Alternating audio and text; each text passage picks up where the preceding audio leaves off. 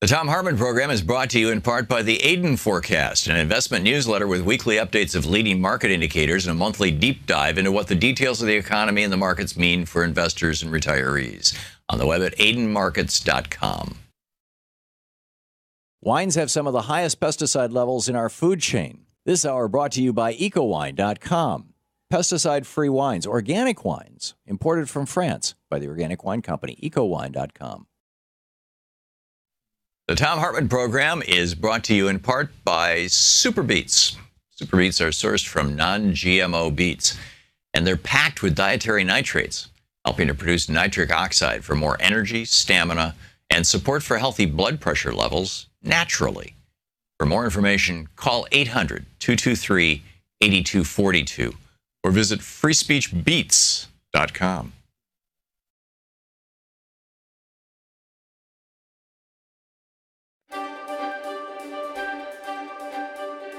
It's the Thom Hartmann University Book Club, and today we're reading from Arundhati Roy's brilliant book, Capitalism, A Ghost Story. This is from the afterword at the very end of the book. Yesterday morning, the police cleared Zuccotti Park, but today the people are back. The police should know that this protest is not a battle for territory. We're not fighting for the right to occupy a park here or there. We're fighting for justice. Justice is not just for the people of the United States, but for everybody. What you've achieved since September 17th, when the Occupy movement began in the United States, is to introduce a new imagination, a new political language into the heart of the empire. You've reintroduced the right to dream into a system that tried to turn everybody into zombies, mesmerized into equating mindless consumerism with happiness and fulfillment. As a writer, let me tell you, this is an immense achievement. I cannot thank you enough. We are talking about justice. Today, as we speak, the Army of the United States is waging a war of occupation in Iraq and Afghanistan. U.S. drones are killing civilians in Pakistan and beyond. Tens of thousands of U.S. troops and death squads are moving into Africa. If spending trillions of dollars of your money to administer occupations in Iraq and Afghanistan is not enough, a war against Iran is being talked up. Ever since the Great Depression, the manufacture of weapons and the export of war have been key ways in which the United States has stimulated its economy. Just recently, under President Obama, the United States made a $60 billion arms deal with Saudi Arabia. It hopes to sell thousands of bunker busters to the United Arab Emirates. It has sold $5 billion worth of military aircraft to my country, India, my country, which has more poor people than all the poorest countries of Africa put together. All these wars, from the bombing of Hiroshima and Nagasaki to Vietnam, Korea, Latin America, have claimed millions of lives. All of them fought to secure the, quote, American way of life, end quote. Today we know that the American way of life, the model that the rest of the world is meant to aspire toward, has resulted in 400 people owning the wealth of half the population of the United States. It has meant thousands of people being turned out of their homes and jobs while the U.S. government bailed out banks and corporations. American International Group alone was given $182 billion in the bailout. The Indian government worships U.S. economic policy. As a result of 20 years of the free market economy, today 100 of India's richest people own assets equal to 1/4 of the country's GDP, while more than 80% of Indian people live on less than 50 cents a day. 250,000 farmers driven into a spiral of death have committed suicide. We call this progress and now think of ourselves as a superpower. Like you, we are well qualified, we have nuclear bombs and obscene inequality. The good news is that people have had enough and are just not going to take it anymore. The Occupy movement has joined thousands of other resistance movements all over the world in which the poorest of people are standing up and stopping the richest corporations in their tracks. Few of us dreamed that we would see it, the people of the United States on our side, trying to do this in the heart of empire. I don't know how to communicate the enormity of what this means. The 1% say we don't have demands. They don't know, perhaps, that our anger alone would be enough to destroy them. But there are some things, a few pre-revolutionary thoughts I had for us to think about together. We want to put a lid on this system that manufactures inequality. We want to put a cap on the unfettered accumulation of wealth and property by individuals as well as corporations. As capitalists and Liddites, we demand, 1, an end to cross-ownership in business. For example, weapons manufacturers cannot own TV stations. Mining corporations cannot run newspapers. Business houses cannot fund universities. drug companies cannot control public health funds. 2, natural resources and essential infrastructure, water supply, electricity, health, and education cannot be privatized. 3, everybody must have a right to shelter, education, and health care. 4, the children of the rich cannot inherit their parents' wealth. This struggle has reawakened our imagination. Somewhere along the line, capitalism reduced the idea of justice to mean just human rights. The idea the idea of dreaming of equality became blasphemous. We're not fighting to tinker with reforming a system that needs to be replaced. As a capist and a lidite, I salute your struggle. Salam and Zimbad Dad. That's the end of the book. This is from the very opening of it, chapter 1. Is it a house or a home? A temple to the new India or a warehouse for its ghosts? Ever since Antilla arrived in Altamont Road in Mumbai, exuding mystery and a quiet menace, things have not been the same. Here we are, the friend who took me there said. Pay your respects to our new ruler.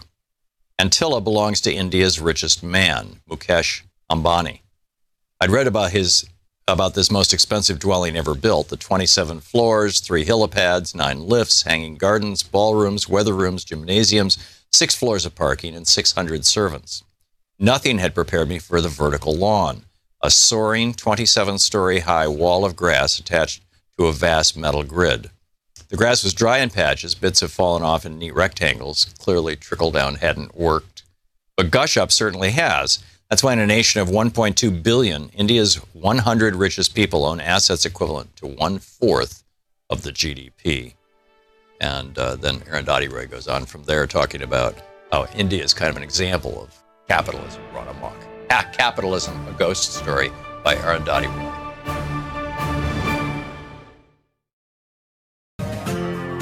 This is the Thom Hartmann Program.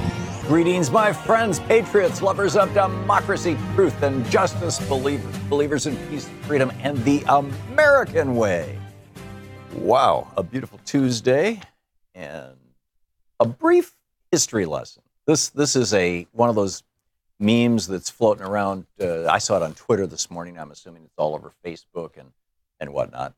But it's apropos of my question for the first hour of our program today. In our second and third hours, by the way, Dr. Jeffrey Sachs is going to drop by and Dr. Trita Parsi. And we're going to be talking about America's goals and the Iran deal in our second and third hour. But in this first hour, the question on my mind is, how long are the Republicans going to successfully get away with lying to their own voters? How long can they pull this thing off? They're still getting a surprising amount of support, and it's surprising if you're watching the real news, as it were. I mean, it's surprising if you're watching CNN or MSNBC or NBC or ABC or CBS or reading the Washington Post or the New York Times, not to mention, Alternet or Raw Story or Truth Out or Common Dreams or any of these other sites.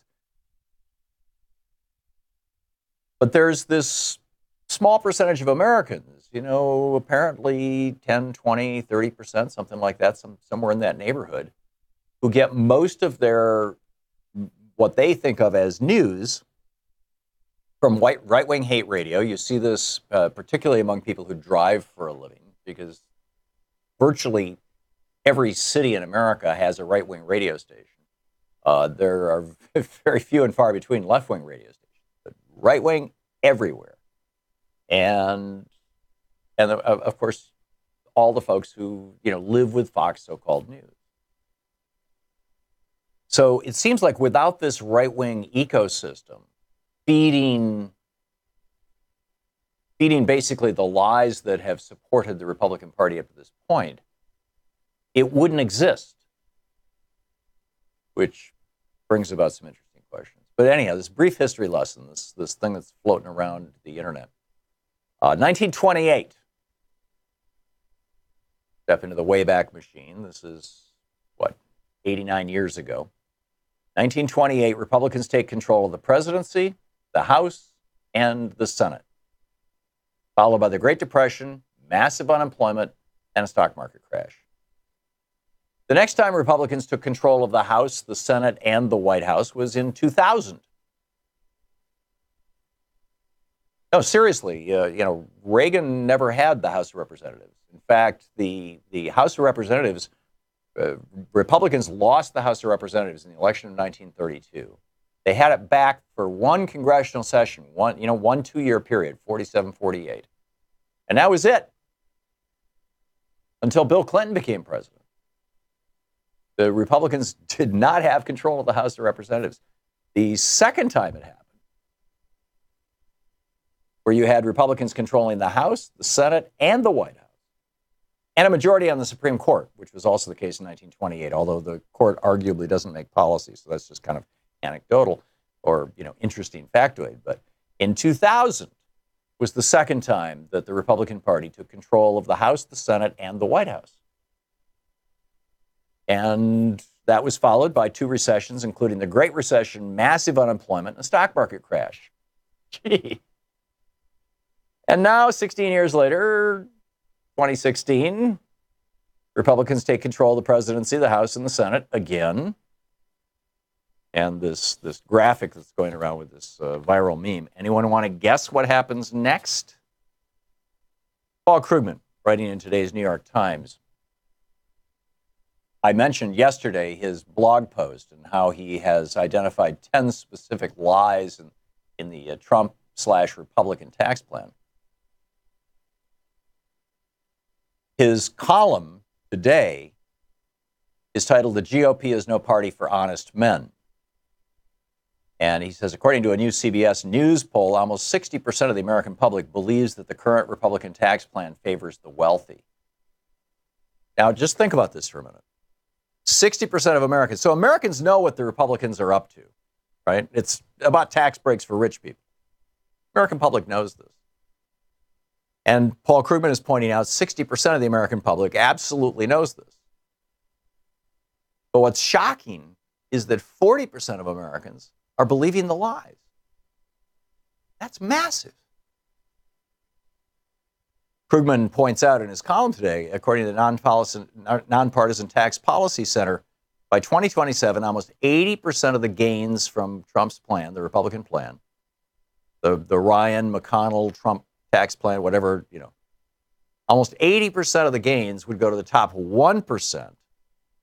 Just 12% of the gains would go to the middle 60% of Americans. And more than a quarter of middle-class families would actually see their taxes go up, writes Paul Krugman.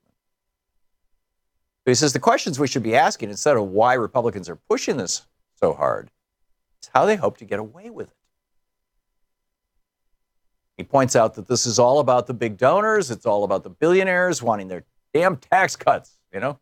They're outraged. I mean, this appears to be the thing that just totally pushed the right-wing billionaires over the top, was that Obamacare, the Obamacare subsidies that Trump just cut off, were funded in part by a 3.8% increase in the capital gains tax, which is the tax rate that wealthy people pay on their income. You're rich enough to organize your income so it comes as long-term capital gains rather than regular income. You pay a top tax rate of 20% instead of 39%. And in fact, one of Trump's proposals is to, first of all, lower that to 15%, and secondly, to allow anybody who is wealthy enough to basically incorporate themselves to take their income tax rate from 39%, where it is right now, down to 15% by having what's called a pass-through entity. So you basically, so I own, this radio show, right, or this radio TV show or whatever this thing is. And if I were to, instead of, right now, the way I pay myself is I pay myself a paycheck through, an accounting company that pays all of our employees and handles, our health insurance and everything else. But with Trump's proposed tax policies go into place, I could instead simply pay myself as a pass-through through the company, since I own the company. And if Trump's proposals take place, then my maximum tax rate becomes 15%. I mean, that's pretty amazing, right? And it's not just me, it's anybody in America who is, doing business. And so it's like this there's not a publicly traded company. And of course, publicly traded companies, the executives are more and more being paid with stock. And so they're paying that 15 or 20% top tax rate. So that's what it's all about. So anyhow, Paul Krugman says the answer is a strategy. How can an administration sell such elitist policies? He says the answer is a strategy based entirely on lies. And I mean entirely. The Trump administration and its allies are lying about every aspect of their tax plan. I'm talking about flat out, easily refuted lies. Like the lie that America has the world's highest tax rates. Among rich countries, we actually have close to the lowest tax rate in the world. Or the claim that estate taxes are a huge burden on small businesses. Paul Krugman points out almost no small businesses pay any estate tax whatsoever. So he asked the question again, how do they get away with it? And he said, maybe Republicans are just fine with lies. He says a great majority of Republican politicians know perfectly well that their party is lying about its tax rate. So my question is, do the Republican voters realize that the Republican Party is lying about its tax rate? What do you think? How long do you think that the GOP can continue this charade? This is the Thom Hartmann Program. We're always going to have the people for whom their principal information source is Limbaugh or Hannity or whatever, but what about the rest of us?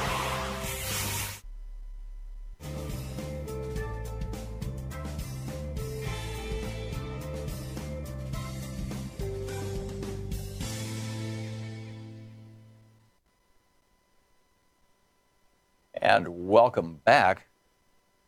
Let's see here.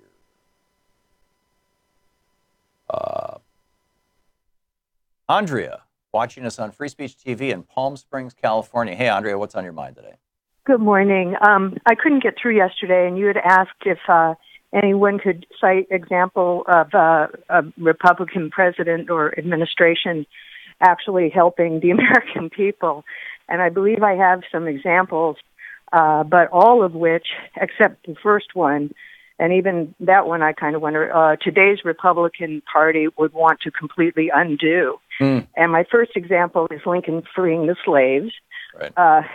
The second one is Teddy Roosevelt establishing the national parks. And then there's Eisenhower's interstate system and infrastructure. And then I believe Nixon established the EPA and the Energy Department, although I may be wrong about that. Yeah, no, you're right. And it was Reagan, Democratic Congress, but it was Richard Nixon who signed the bills. Yep. And Reagan gave amnesty for the immigrants. So those are my examples. Yeah. Well, those are good examples. The Reagan, even Reagan's reform of the immigration laws and the general amnesty that he did, though. He just kicked the can down, but yeah. also, Well, not only that, when the big thing when that you have people on like the right winger from yesterday, mm-hmm. I would love them to be asked, would you undo all these things other than repealing slavery? And I can't kind of think.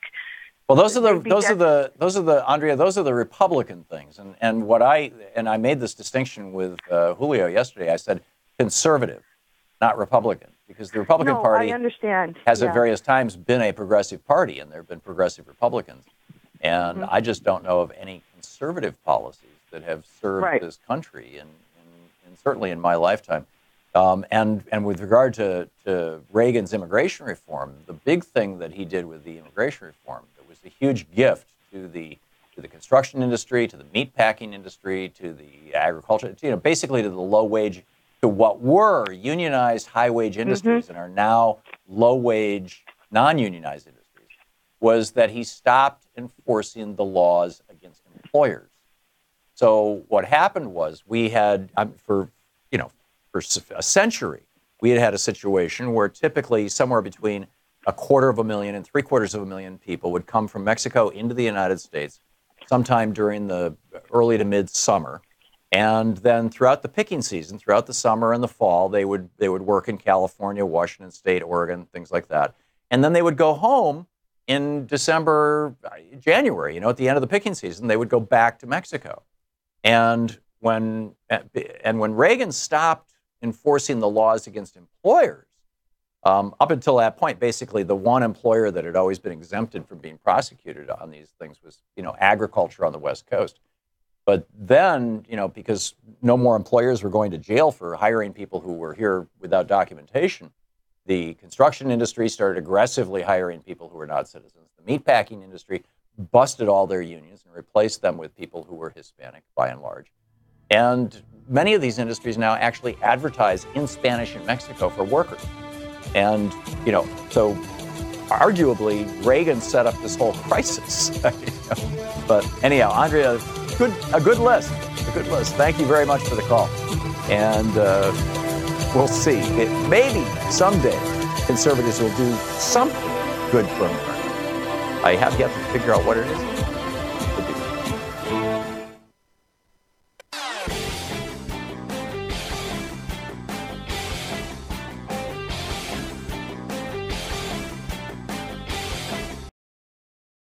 This year's election results have generated fear, sadness, and despair. In the days and months ahead, our democracy may face a crisis of historic proportions. But there is good news. There is good news. There is good news. Thousands of people are stepping forward in solidarity, resistance, and resolve. We join them. We join them. We join them. In standing with the most vulnerable communities among us. Those most likely to be targeted by new restrictions and policies. We will tell their stories here. Here on Free Speech TV. We will lift their voices here on Free Speech TV. In the difficult times ahead, know that we will be with you 24 hours a day, every day. You are not alone. You are not alone. You are not alone. There are millions of us raising our voices and hearts together as one. We've got your back. We got your back. Free Speech TV's got your back. The revolution is in progress.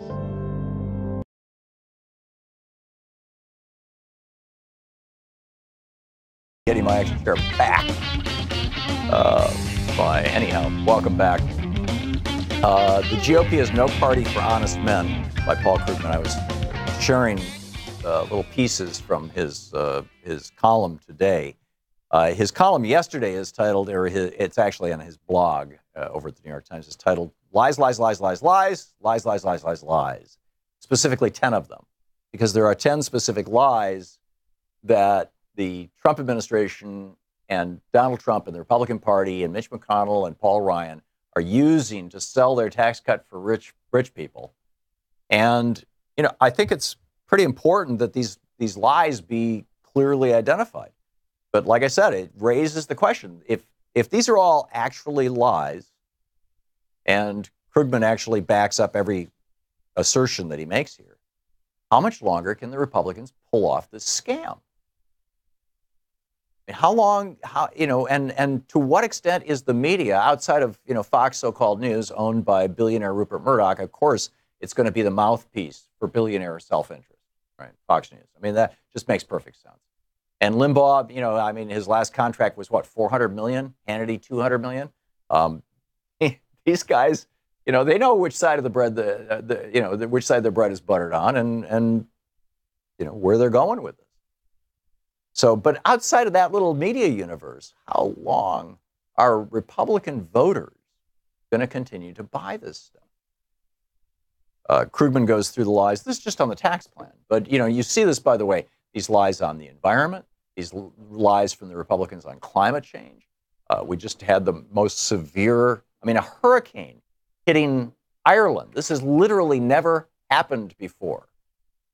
And now the Atlantic Ocean has warmed up enough, 80, 90% of the heat that the Earth is trapping as a consequence of the increased greenhouse gases is being stored in our oceans. Water's denser than air. It's a giant storage device, like a giant battery.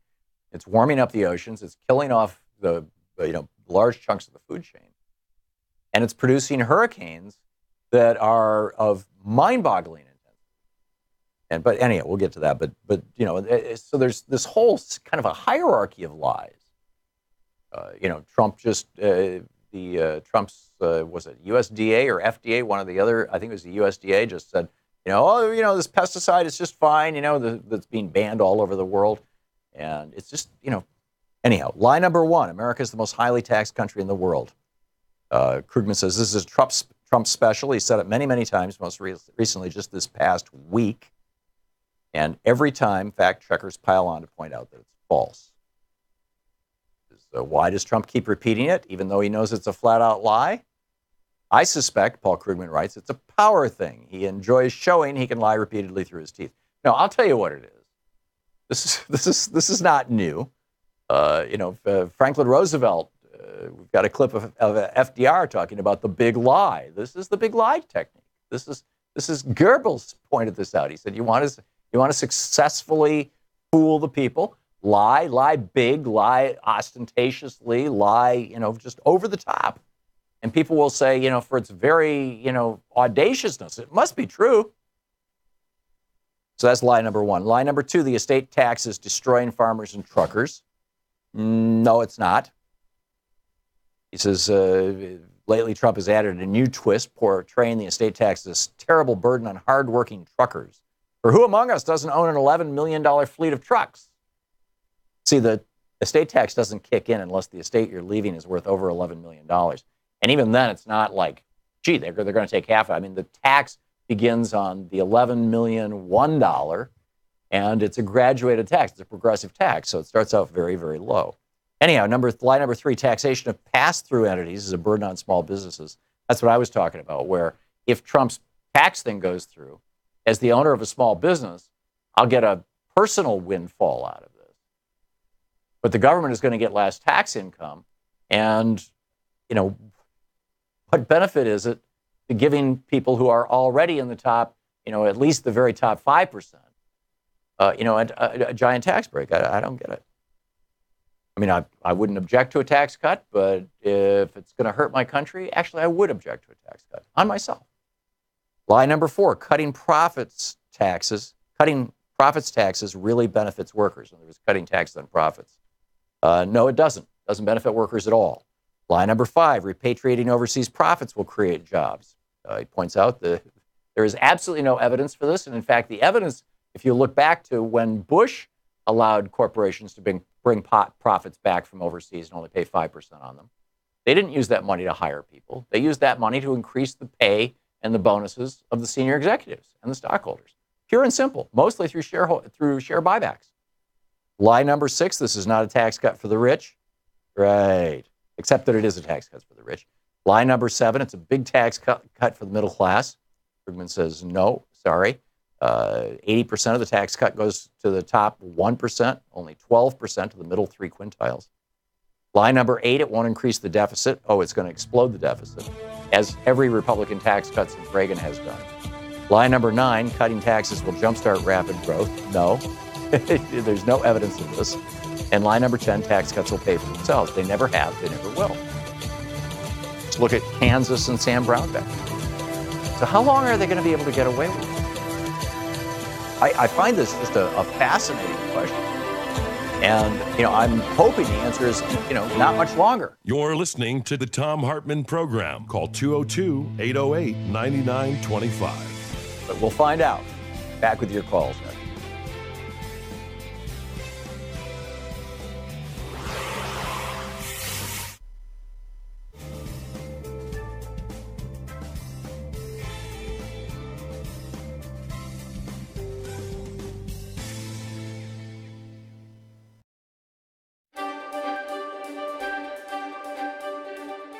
Welcome to the Thom Hartmann University Book Club. Today we're reading from Crisis Without End. This is a collection of essays about nuclear power compiled by Helen Caldicott and edited by Helen Caldicott. I'm reading from the introduction which she wrote.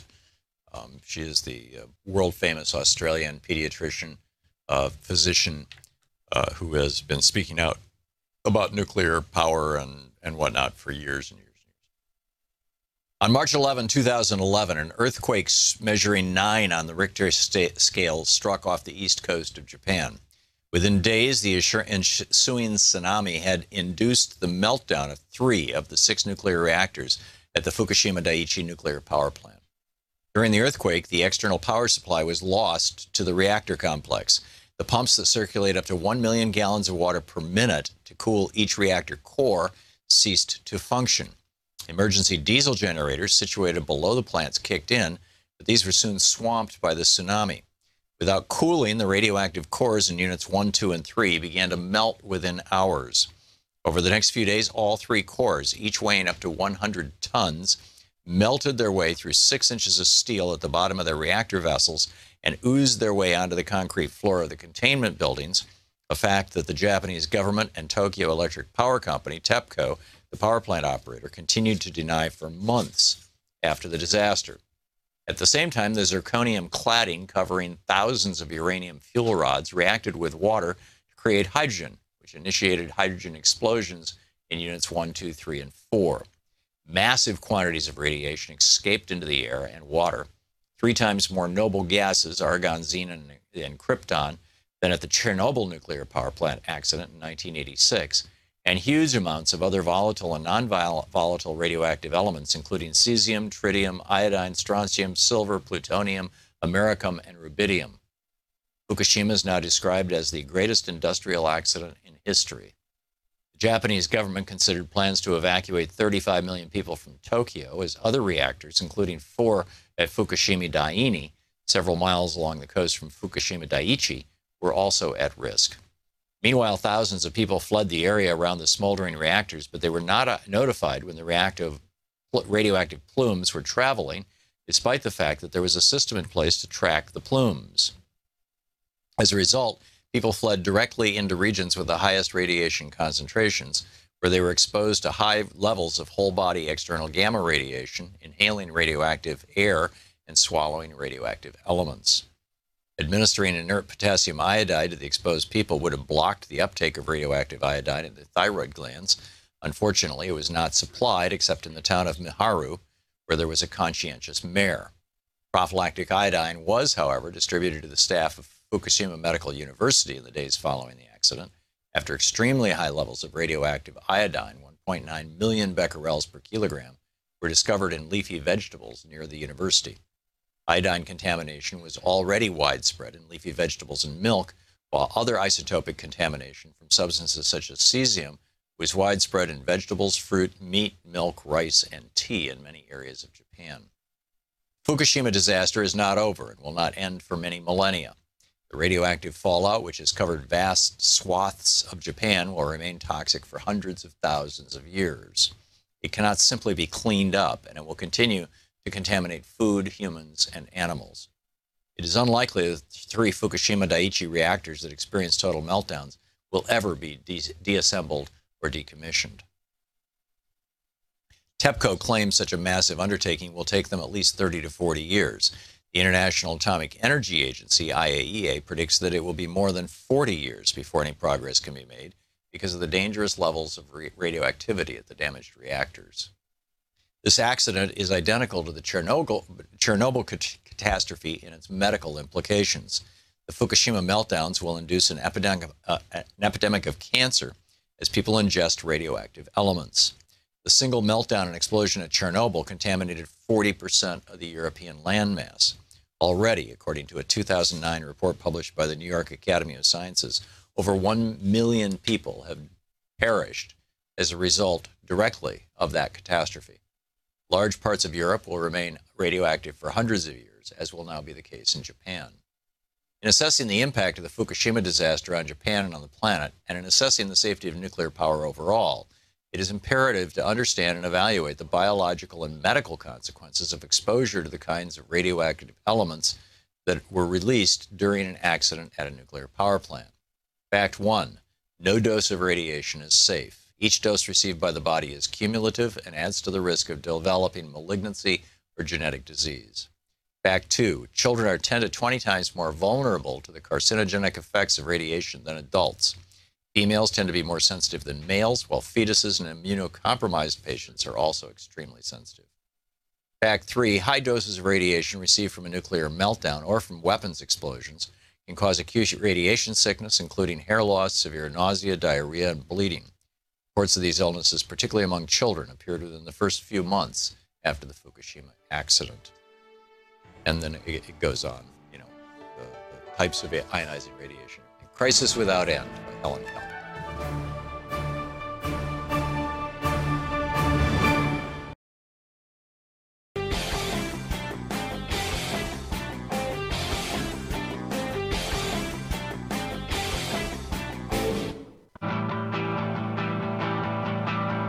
Welcome back. Thom Hartmann here with you. A couple of other just not so much smaller points, but not apropos of the question of the hour. I'm going to pick up your calls in just a second here. But Richard Spencer, the right-wing, well, the Nazi, or whatever he calls himself. He was interviewed this week by Michael Edison Hayden. And this is from, I believe, Think Progress. Whatever site this is from, when you print their pages, it doesn't show the name of the site on it. And he spoke to Spencer this week, and he said, "What do you think about American democracy?" And asked him. Spencer was talking about the founders, and so the question was, "Well, you want to go back to America as it was when it was founded? In other words, women can't vote?" I mean, he didn't even get to the issue of people of color. And Spencer said, "I'm not terribly excited about voting in general. I think that mass democracy is a bit of a joke, to be honest." Really? So then then Michael Edison Hayden asked him again, "What about women voting?" And Spencer said, "I don't necessarily think that's a great thing."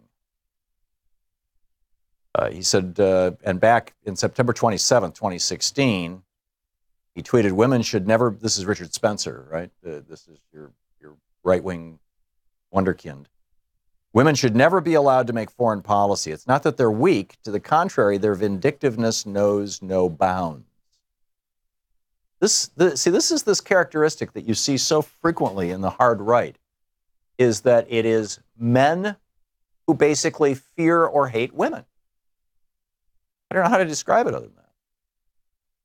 And Greg Popovich, but I'm going to do the Greg Popovich thing a little later on. I've got a bunch of people who've been sitting on hold for a while wanting to weigh in on these issues. So let's just get to it.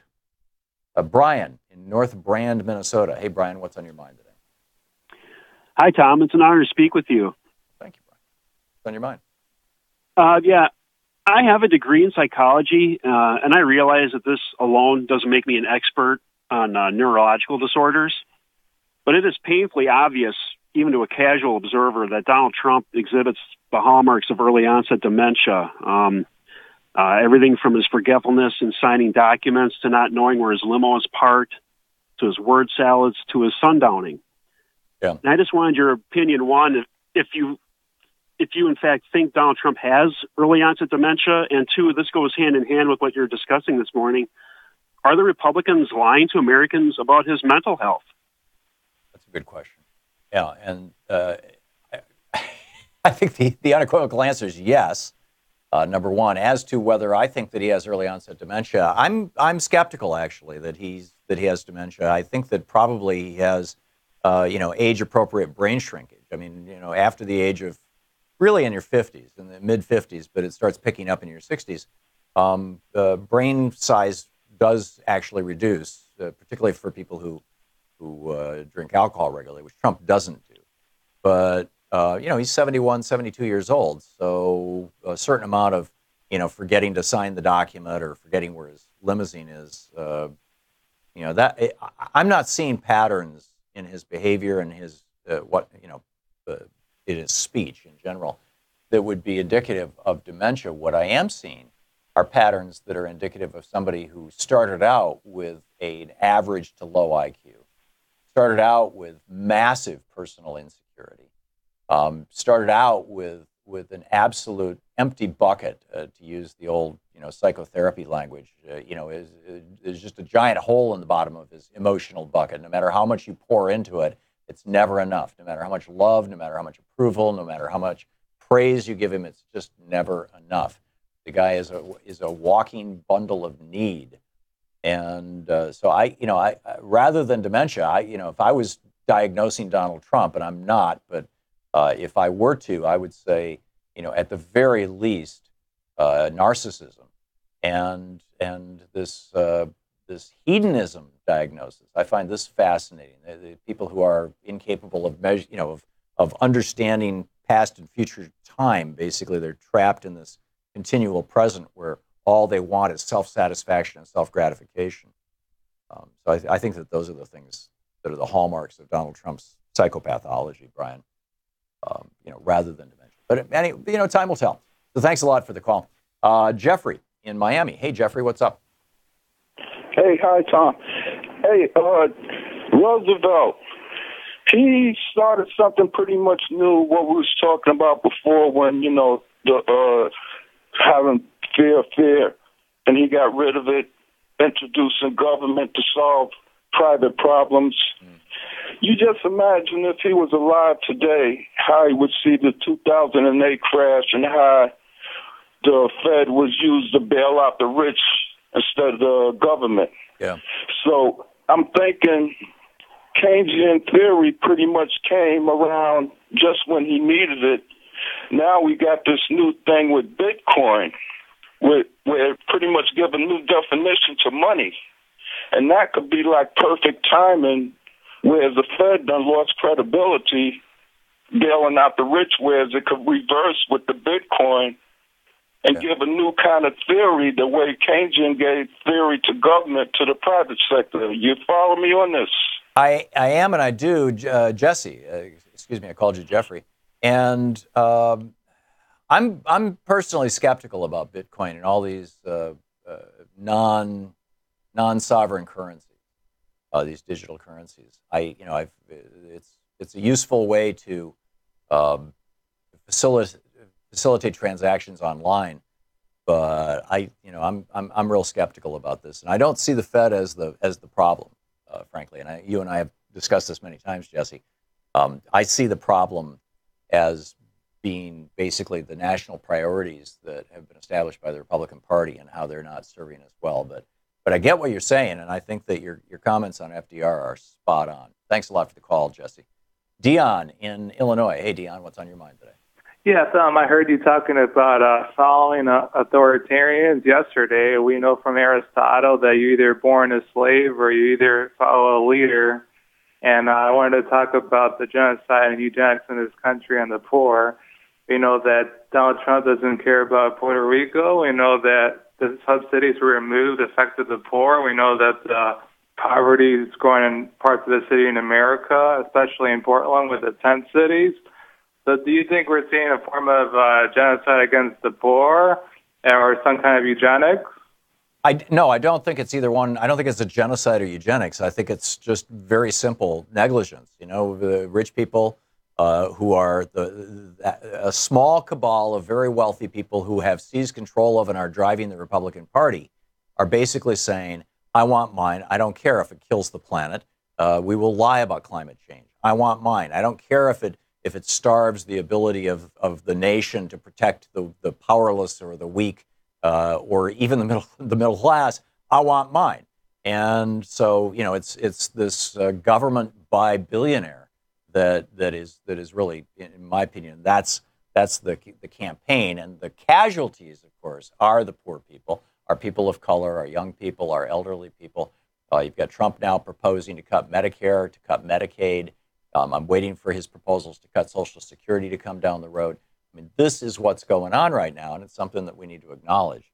But I don't think that they're sitting around saying, let's stick it to poor people. I think they're sitting around saying, how can we stop directing the resources that we take from rich people via taxes from going to poor people and reroute those resources back to the rich people? That's what I think is going on. Thanks for the call. Denise in Hermosa Beach. Hey, Denise, what's on your mind? Wonderful, wonderful. I'm so glad to talk to you, Tom. So I believe that Trump and the Republican Party is very much like, are you there? Yeah, I am. Okay, good. Is very much like climate change. And all we can do is mitigate the damages. I wrote this entry in my journal the day after Las Vegas and feeling the pain of Maria and then Houston and Florida. And, it was just too much.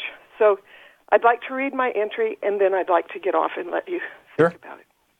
Trump is climate change personified.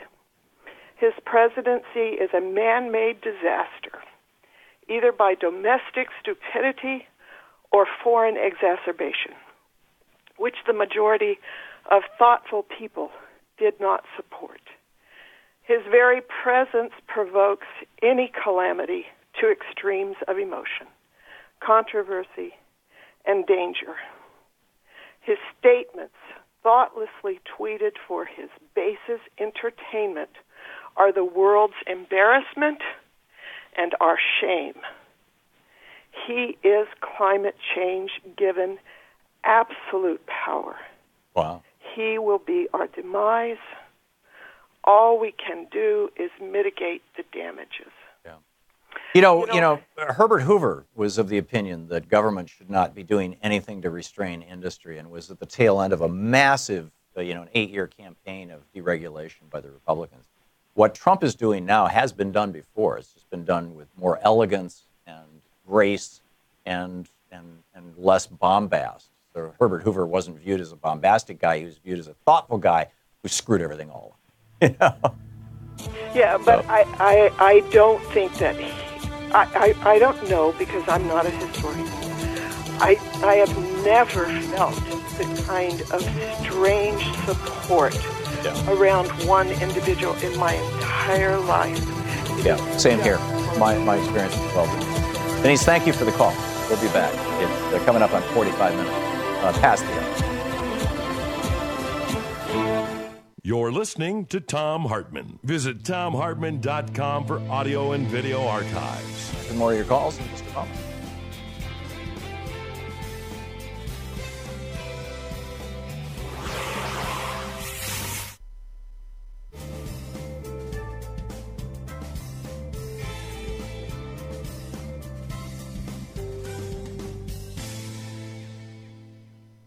And welcome back.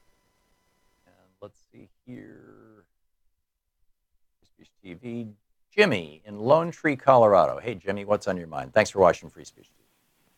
Yeah, I wanted to rebut whatever you want to say. The woman about presidents, Republican presidents doing good things. Like Eisenhower's highways, right? It was for military purposes. And it was to be able to move troops from one side of the country to the other if we ever had a war again. Yeah, actually, Jimmy, it destroyed the railroads, because we have 90% less railroad tracks now, and it only uses 1/10 of the energy to move stuff with trains, and it cut, labor. You only needed 1/10 the labor to move stuff across the country, because people were driving trucks, which helped the auto industry because they wanted to sell trucks and cars. Right. And then Roosevelt, I consider him a Democrat, like his relative, the other Roosevelt. But Lincoln, he wanted to keep slavery and didn't want the country to fall apart over slavery. Right. And at first, then, Reagan, the immigration thing where he made all these people citizens. Most of them didn't even speak English, and he did it for the votes. And the EPA with Nixon, that was to run jobs out of the country to send them to China for world peace. And I think I've only heard one person say it, that we trade our jobs for world peace. And my heart, says, yeah, it's a good idea. My head said no. Yeah, I've not heard that, Jimmy, and the whole story that the Eisenhower highway system, in fact, it's a fairly well-embellished story, that there are, every 50 or 100 miles of the highway system, there's a 5-mile stretch that's straight so that it can be used as a landing, in the event of a military emergency, et cetera, and that's how Eisenhower got this through and all this kind of stuff. It's a vanishing hitchhiker story. It's not true. It didn't happen that way. Eisenhower put together the interstate highway system with the Democrats. This was as much a Democratic initiative as it was a Republican one. And they did it because in their opinion, it was the best thing for the country. And I agree with you, the impact it had on the railroads was devastating. And it's a shame that our railway system has been so neglected and continues to be. And so much of it has been privatized. And I don't know exactly when all that started. I don't think I can blame all that on Reagan. But it would be a good thing to have a good functioning railway system. So anyhow, I get your point, Jimmy. Thank you for the call. Jared in Downingtown, Pennsylvania. Hey, Jared, what's on your mind? Hello, Tom. And I know Trump is horrible and all that, but we have to look at who's really been enabling Trump. And do you know who's really been enabling Trump? The Democrats. They continue to keep voting for his nominees. They keep trying to make deals with him, try to play nice and all this stuff. And I don't want to play nice anymore. I want this whole government to collapse, okay? So I don't want to enact a DACA thing if we're going to get a wall and we're going to deport like millions of undocumented immigrants. I want the whole government to collapse. I want the government to shut down. There shouldn't be any deal about shutdown. You need to have the government shut down permanently, period, until this man is out of the White House. Because good luck with that. Jared, we're out of time. Sorry. I get your sentiment. I respectfully disagree, but I get your sentiment.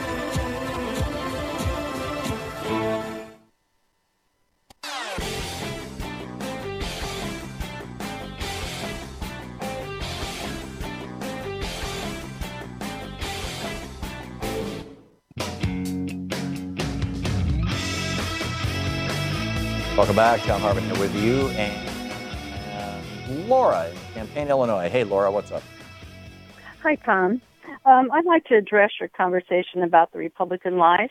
Mm-hmm. The right is calling truth lies and lies truth. And their lies are meant to confuse the public. And when they can successfully redefine reality, they can do whatever they want. So we on the left need to continue to defend the truth. We need to continue calling out their lies to those we talk to who believe those lies and not give up. So if by chance a person starts to question these lies, they may remember the conversation that we've had with them defending the truth and begin to see through the lies. Yeah, it's an excellent point. Laura. Thank you for the call. Christian in Washington State. Hey, Christian, what's up? Hey, Tom. Or is that Washington, D.C.? No, it's Washington State. Okay. What's up? My father-in-law died in the firestorm. Oh, my. And it absolutely disgusts me that it took our president so long to even mention it. And then when he did, he almost had like admiration for how cool the fire was and how fast it moved. You know, it's just sickening to me. I'm sorry to hear about your loss, Christian. Yeah. So your concern is that Trump didn't want to talk about the fires and hasn't. You know, it's like every opportunity that he is given to be empathetic, to show any kind of empathy, to show any kind of identification with other human beings. Including the other night when he was asked about the 4 soldiers who died in Niger, and he made it all about himself. I think he's so lacking in empathy, he literally does not know how to do that, and so he does what he does, I get what you're saying, and he doesn't like talking about things like the fires because he's not doing some kind of heroic effort against them, and in fact, it's in a blue state in California, and Jerry Brown is the governor, and he's doing a good job of doing what he can do about it. So I'm with you. Christian, thank you for the call. Vanessa in California. Hey, Vanessa, what's up? Hi, Tom. I got to tell you, you need to get more sleep. You were wondering last week about why you were popping off. Uh-huh. It's because you're exhausted. I am? And we had all of these dire things happen, and you had to move cross country. Oh. You're exhausted. Get some sleep. Yeah, We okay. need Well, you. I've been doing that, Vanessa. I actually went to sleep last night about 7:30 and got up at 4 o'clock this morning. So is that what you called about? The thing is we all know who runs the country and who runs the world, really. Criminal oligarchy. And here's a scenario for you. Your trucker is going across country with your stuff, and the floods hit Houston. And the criminal oligarchy doesn't have to care about who needs what and what contracts have to be honored. He just wants his thing to be taken care of. So he can extort the trucking company to get the guy that's supposedly bringing your stuff to, no, go down to Houston and handle this. Yeah, I'm And pretty he sure that's comes not back what's going from on. Eventually, because he has trouble getting fuel. And Irma hits. And some other criminal oligarch pulls him off to go do something in Florida. Yeah. And then Las Vegas happens, and the fires happen, and yeah, they'll get around to you eventually.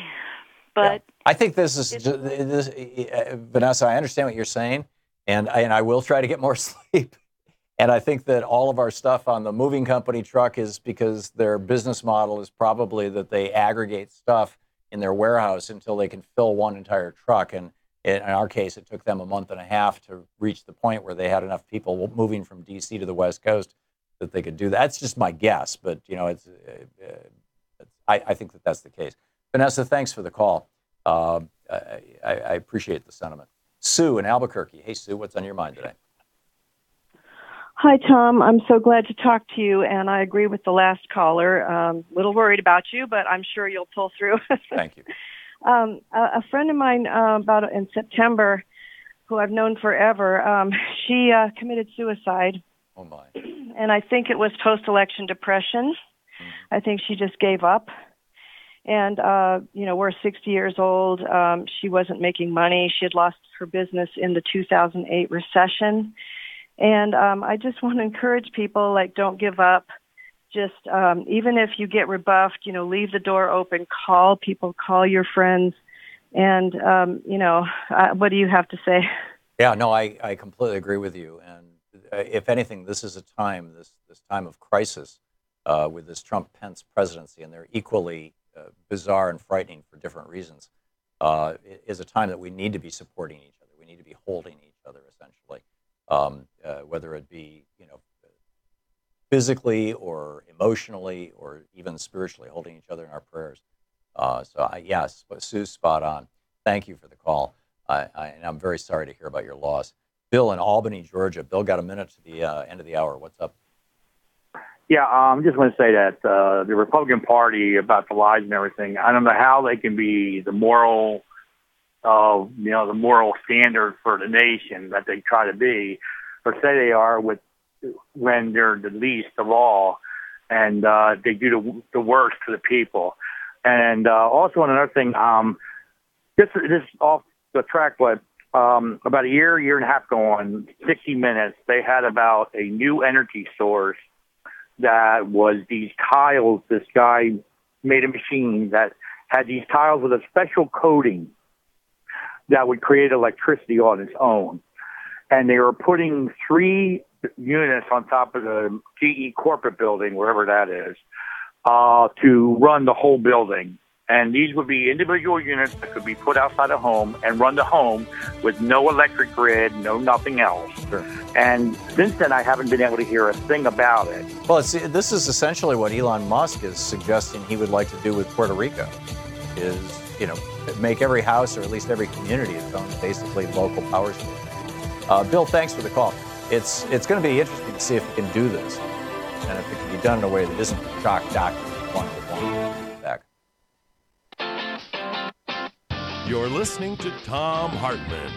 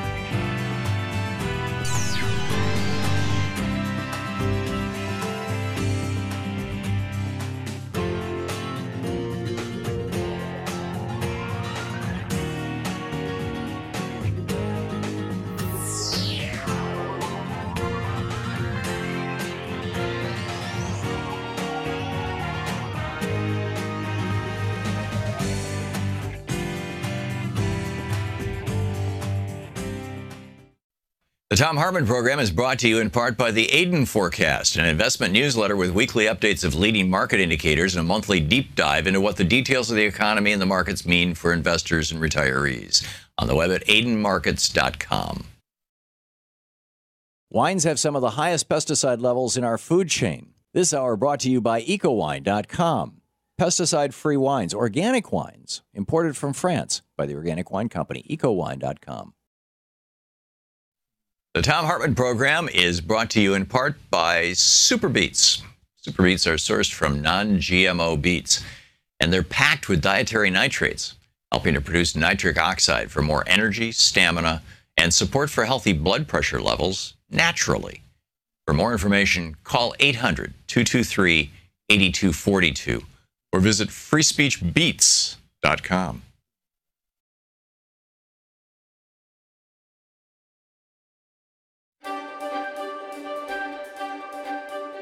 Welcome to the Thom Hartmann University Book Club. Today we're reading from Crisis Without End. This is a collection of essays about nuclear power compiled by Helen Caldicott and edited by Helen Caldicott. I'm reading from the introduction which she wrote.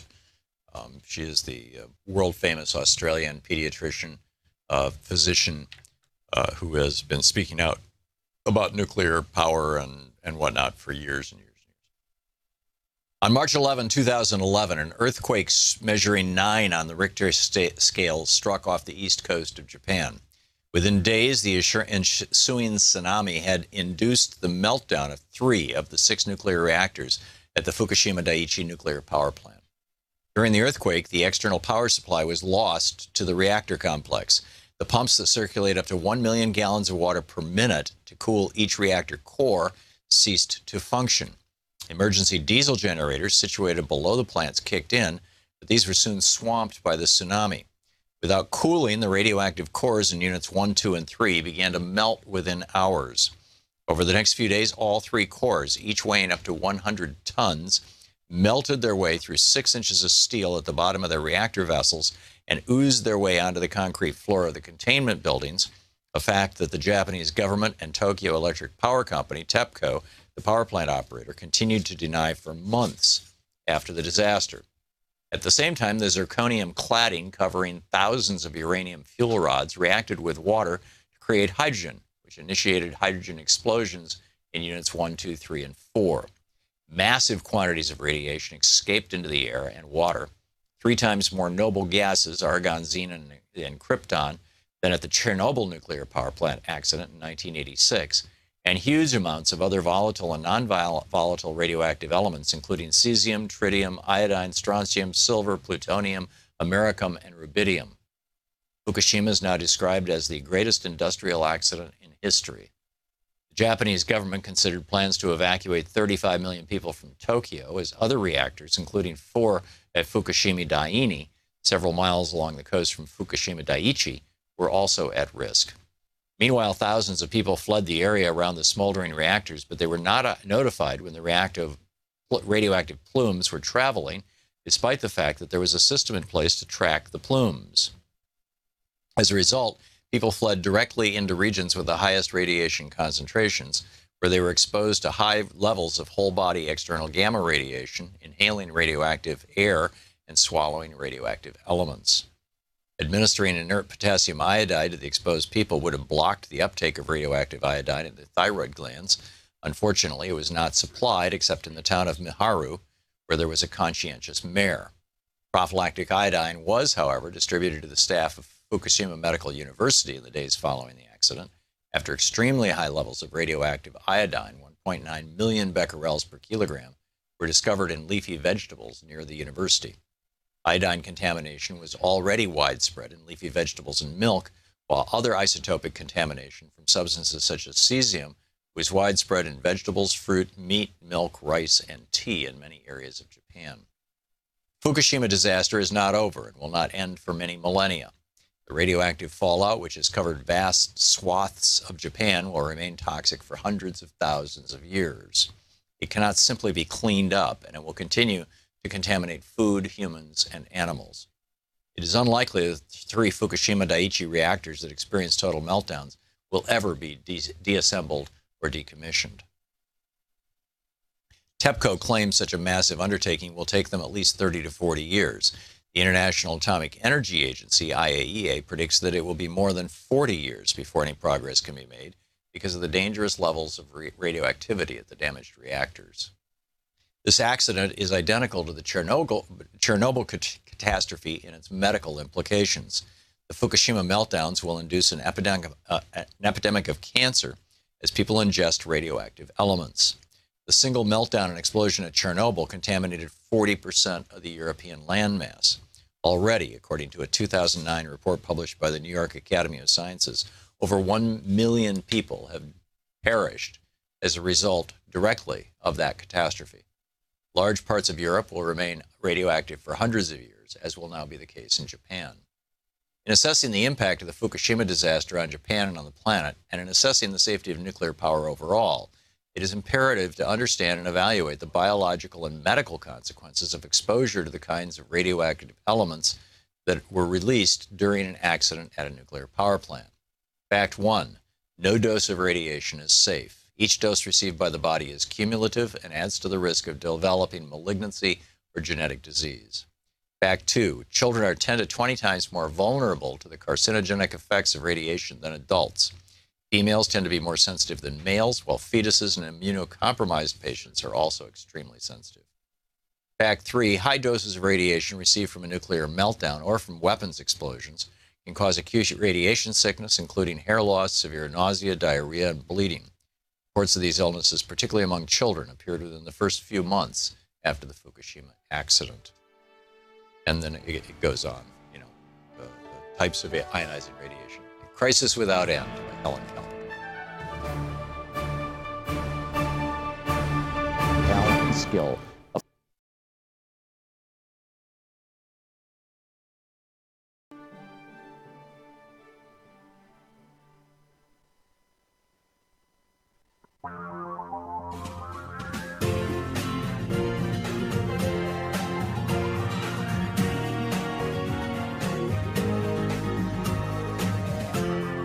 This is the Thom Hartmann Program.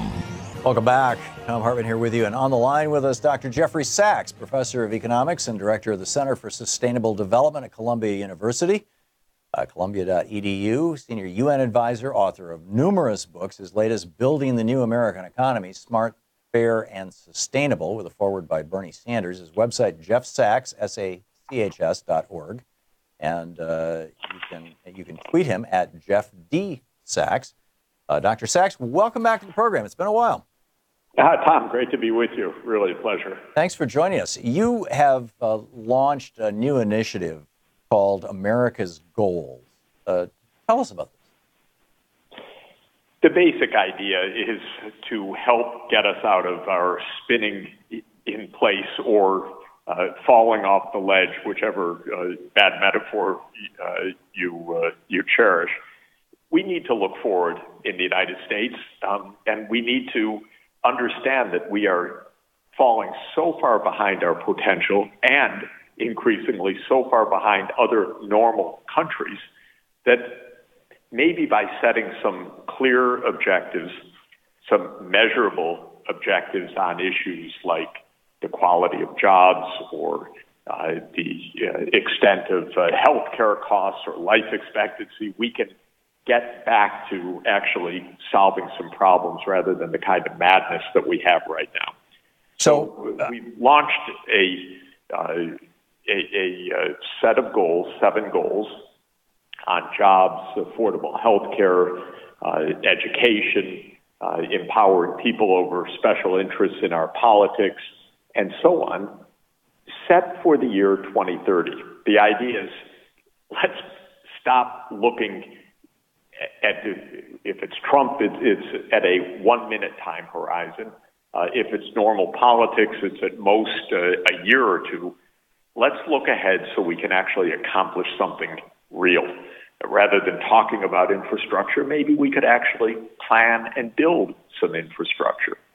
And the hope is that these goals can become part of our politics. Now, I know that's a stretch, and I'm not sure that this is feasible, but the hope is that candidates, especially in state legislatures, will say, yes, this is what our state needs. This makes sense. This will help me politically because normal people in our country actually don't like the at all the absurdity that we're stuck in right now, either the gridlock or the mania of a psychologically unstable president, and that goals that look ahead across the coming decade can not only help us to orient, but can help us to put some objectives back in our society and help to stabilize our politics and, in a way, ultimately depolarize it as well.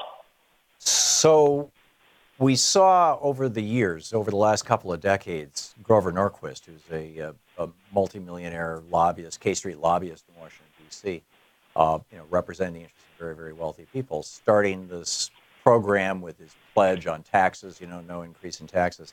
And his organization, essentially, supported as it was by billionaires, was successful in getting, not only Republican legislators, but Republican presidents to basically swear an oath to him and his organization. Are you approaching this in sort of that direction? Are you trying to create an organization or a movement or a meme or whatever, however you would define this, that will be powerful enough to influence individual politicians? Or are you presenting this as a set of policy objectives to the Democratic Party, for example, or some other political organization to say, here's how we turn these into reality over the next 13 years? It's a great question. On the one hand, Norquist has been extremely successful in his mission, actually, and utterly destructive of the good in the United States. But I don't want to emulate that, not in any way. The idea here is actually to identify things good for our country. And now this may sound naive or romantic, idealistic, but I think not. Goals that actually can be embraced by good thinking people of both political parties or of any of our parties, because there are more than two, of course, as things that a normal country should want and strive for. And so I don't even see this as a Democratic Party initiative particularly, though this way of phrasing things may resonate first with progressives, and in fact it resonates rather readily with progressives, because progressives almost by heart and by nature say we want to do something, we want to change, we want to create something, not just tear something down. But I do believe that for Americans of, basically both parties and maybe not the entire political spectrum, but a large part of it, the idea that everybody in the country should have basic job benefits, or we should take special interest money out of our politics, or we should promote higher voter turnout. We call for at least 70% voter turnout in all the state and federal elections, or we should move to renewable energy, which surprisingly maybe surprisingly, but I think hearteningly, has a strong support of about 70% of the American people. I believe the Republican Party is so twisted right now by Koch brothers money, by Sheldon Adelson, by Robert Mercer, by nasty, wealthy billionaires who own the party, have pulled it so radically to the right that McConnell and Ryan do not represent Republican Party voters. They represent some billionaires who fill their coffers. And it's pathetic to watch the party right now. They put forward one proposal after another that their own constituents would be harmed by, that their own constituents don't want. That was the whole story of the Obamacare repeal. And I'm waiting for some normal, good Republicans to say, that's not our party. Yeah. That's the Koch brothers. That's right. Adelson. So, Dr. Sachs, we have about a minute before we're going to hit a hard break here. The initiative is called America's Goals. I love the list, and one of these days I'd love to have a conversation with you about the EITC, but we don't have time right now. But, the good jobs, invest in children, affordable quality health care, equal opportunity for all, sustainable infrastructure, clean air, water, and energy, empower people over special interests. Where can people find out more about this and join your crusade? They should go to americasgoals.org. All one word, no hyphens or underlines, americasgoals.org. Okay. They can read about the goals. They can see how America is falling behind, a dozen or more other countries. So there's nothing outlandish about what we're calling for. But boy, are we off track right now. And then people can pledge that this is something that they want. They want to see politicians get off their special interest politics, get off of their hyper-partisanship, and get back to taking care of the common good for the American people. And I think people will indeed find these goals very attractive. It sounds good. americasgoals.org. And is there a specific organization associated with this? There are a couple of organizations. There's an organization called Future Now, which is an organization that is promoting these goals for candidates. And a number of candidates, starting with the Virginia state legislature elections coming up, have said, we want to endorse these goals. And there's an organization called SDG USA, which is a think tank devoted to sustainable development in the United States, which is putting forward the metrics, measurement. Dr. Sachs, we're flat out of time, but thank you so much for being with us. Great. This is the Thom Hartmann Program. Dr. Jeffrey Sachs, the americasgoals.org, the website, and Dr. Sachs, thanks again. We'll be right back.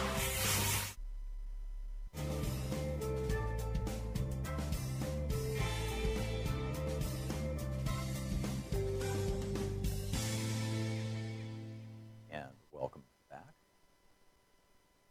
And you hear Mark in Valley, Washington. Hey, Mark. Yeah, I was calling. I think the same powers that have been running the system in, let's say, at least the Western world, Western industrial nations, are still running it. And I think they're trying to do to us what they did to the Soviet Union by bankrupting us with military spending. Who is the they that's trying to do this to us? Well, the money people behind the scenes, the same ones that were calling Reagan's strategy of, the military buildup in the 80s as a brilliant move because it forced the Soviet Union to follow suit and that bankrupted them. Yeah. And I think they're trying to play the same game on us. Just keep spending military, keep, like the Soviet had to do, keep cutting infrastructure and programs to the point where you collapse. Well, Osama bin Laden explicitly said that was his goal. He was going to bankrupt the United States. He gave a speech, or it was a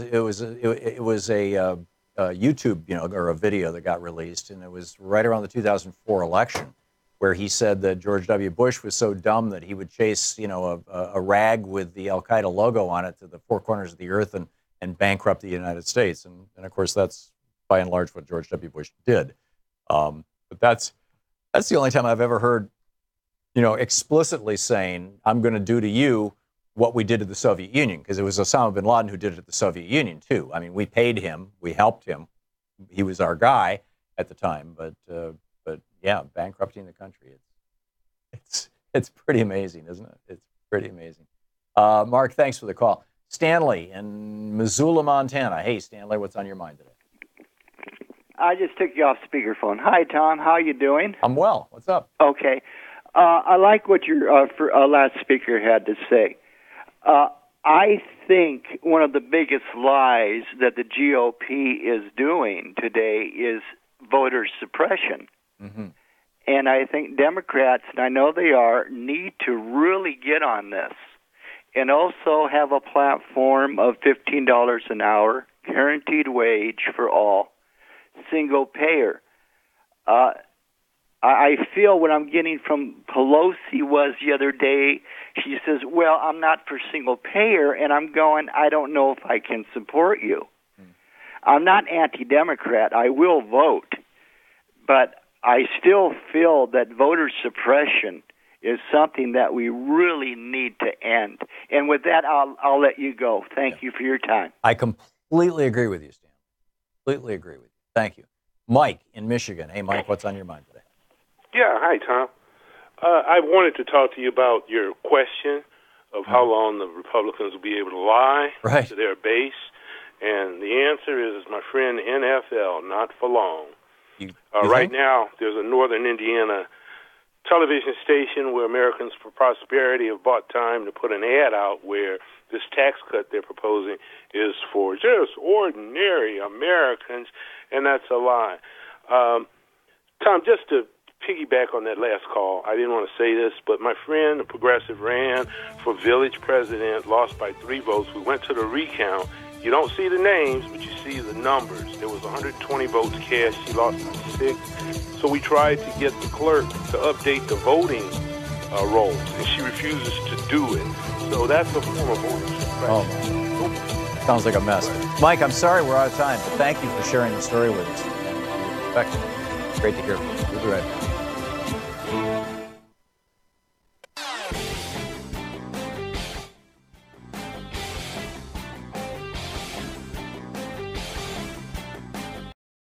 Hi, I'm Valerie with Free Speech TV.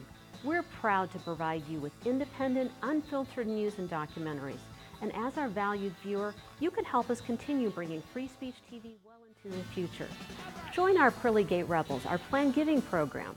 Your gift of any size will help ensure democracy endures through an informed citizenry.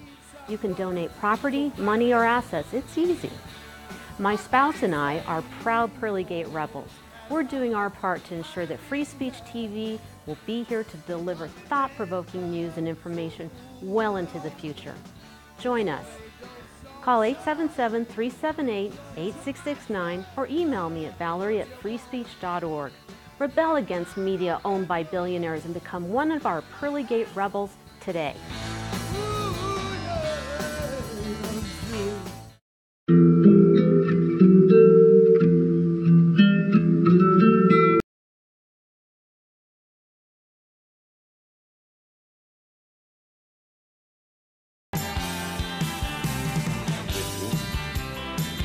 There's some interesting stories in the news that I wanted to share with you.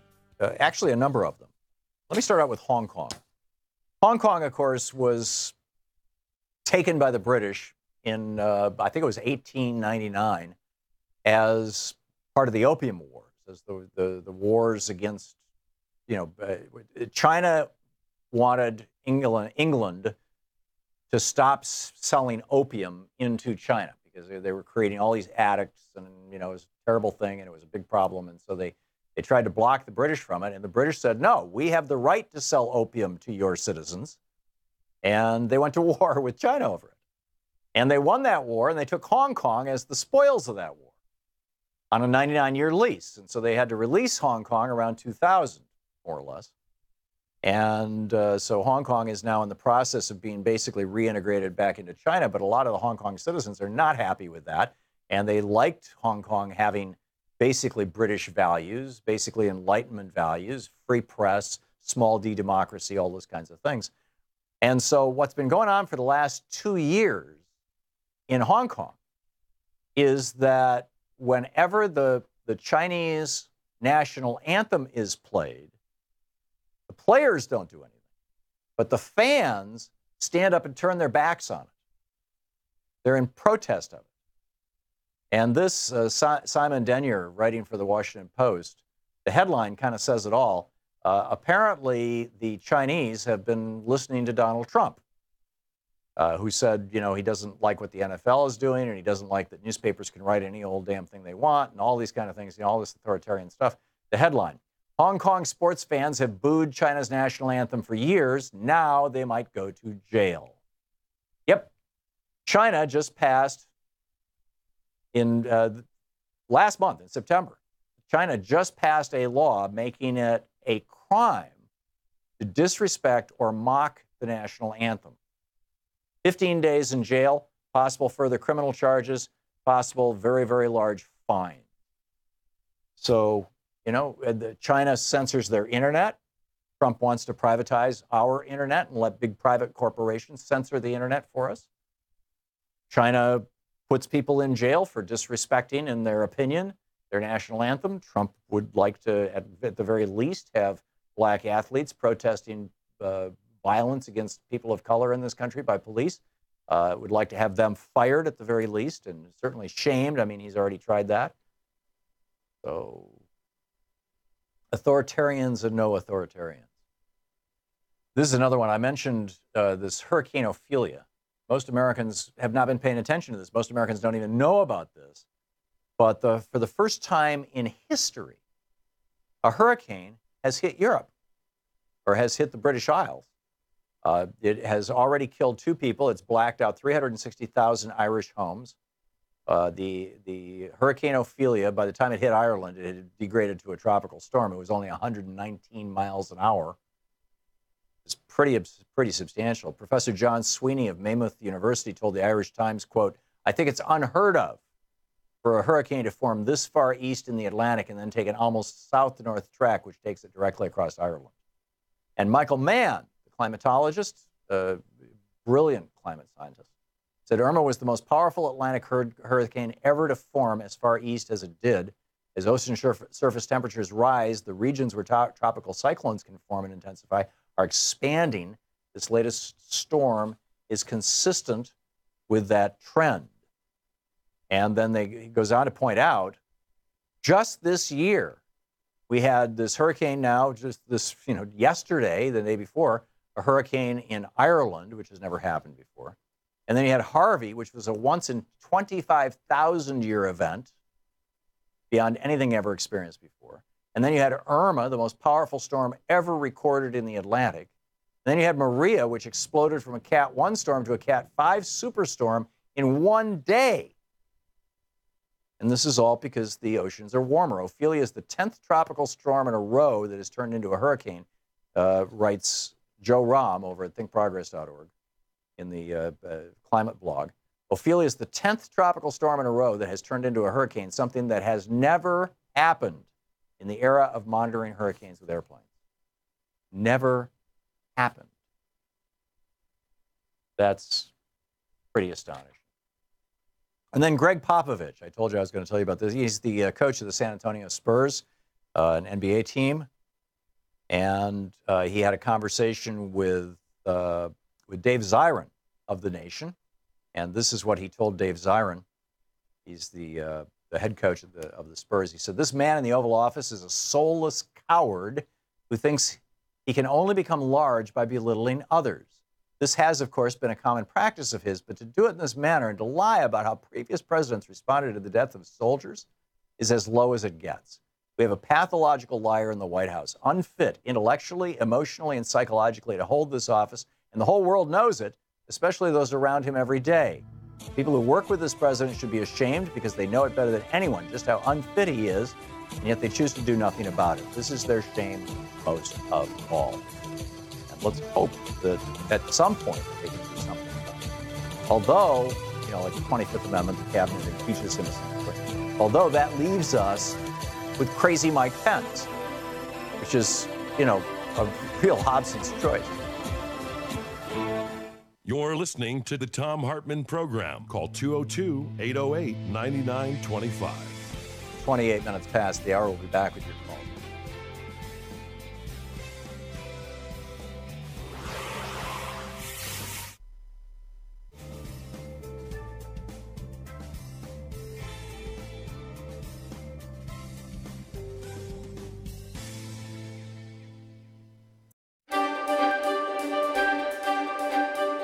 It's the Thom Hartmann University Book Club today. Take a break from politics. We're reading from Dr. Neil Bernard's book, The Get Healthy, Go Vegan Cookbook. And this is from the introduction. This book holds the culinary secrets to lifelong health. These 125 easy and delicious recipes will lure you with their aromas and flavors, many familiar, some new. But what awaits you is more than simply a treat for the taste buds. These recipes are powerful. They will help you trim down, lower your cholesterol, bring your blood sugar and blood pressure under control, and get your energy back. And if you're healthy now, these wonderful foods will help you stay that way. As it stands, most people are not eating very well. In North America, our dietary staples are not vegetables, fruits, brown rice, or other healthful foods. No, for many people, a meal is not a meal unless there's a big chunk of meat in the middle of the plate. A little pile of green beans or corn tossed in as an afterthought. That was the way it was when I grew up, and I suspect something similar may be true for you too. As a result of our less than healthful eating habits, Americans tend to be heavier than people from other countries. And perhaps surprisingly, we do not live as long as they do. Even with our high-tech medical care, Americans are likely to be felled by heart attacks, cancer, diabetes, or other problems. Our lives are about 4 years shorter on average compared with the people of Japan, where the dietary staples are reversed. Rice, noodles, and vegetables are mainstays, while meat serves traditionally just as a flavoring. And our quality of life suffers too. We are less able to work, dance, or play tennis in our later years, and some are more likely to be on medications or in the hospital. And things are worsening year by year. Back in the 1960s, bacon and eggs showed up at breakfast, and roast beef and gravy were on America's dinner plates. Lunch may or may not have been another meaty meal. And then McDonald's arrives, as did Burger King, Wendy's, and Pizza Hut. They were not selling broccoli, carrots, and asparagus sushi.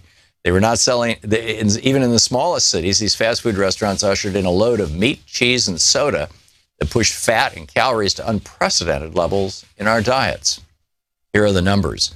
When the federal government began keeping records in 1909, the average American ate about 124 pounds of meat a year. By 1970, that figure had soared to over 175 pounds.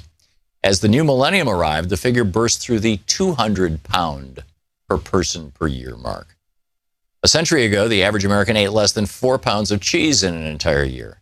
By 2009, that figure was over 33 pounds, thanks to cheeseburgers, cheese pizza, and cheese on just about everything else. Sugar intake has risen by about 20 pounds per person per year just since 1970. In other words, our eating habits were never very good in North America, but in recent decades, they've gotten a whole lot worse. An ever-increasing load of meat, cheese, and sugar makes weight problems inevitable.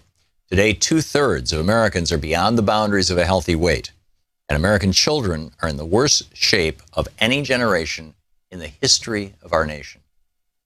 The results are not just apparent on the bathroom scale. They also show up in unprecedented numbers of people lining up in pharmacies to buy diet aids, insulin, cholesterol-lowering drugs, and blood pressure medication. And the problem is not limited to North America. India, China, and much of the rest of the world, where healthy grains and vegetables have historically played major roles, now follow America's lead, loading up on burgers and pizza. And as Western dietary habits spread worldwide, Western diseases like cancer and diabetes follow right along. The answer is to take advantage of the food our bodies are designed for. Vegetables and fruits provide beta-carotene and lycopene to help shore up our body's defenses against cancer, along with thousands of other nutrients with health power that cannot be matched by meat-based diets. Whole grains and beans are loaded with fiber to help trim our waistlines and cut cholesterol, not to mention plenty of protein, iron, and calcium. By setting aside animal-derived products, meat, dairy products, and eggs, you can reach a level of health and well-being that you may never have expected that you could enjoy. At the Physicians Committee for Responsible Medicine in Washington, D.C., we conduct research projects to study how foods affect health. We also sponsor educational programs to help people change their eating habits and improve their health. Some of the people who participate in our programs simply want to expand their repertoire of healthful foods. Others have a few pounds they'd like to lose. Many have a lot of pounds to lose, not to mention fairly serious health problems that they really have to conquer. And yet so many people do not know about the power of healthful eating. That's why we wrote this book. We want to help people understand how fueling the body with the right foods can lead to an enormous health payoff. We aim to provide a menu that is as close to perfect as humanly possible. And we hope to show how easy it is to prepare truly healthy foods and what a delight it can be to serve them to family and friends. I am a physician.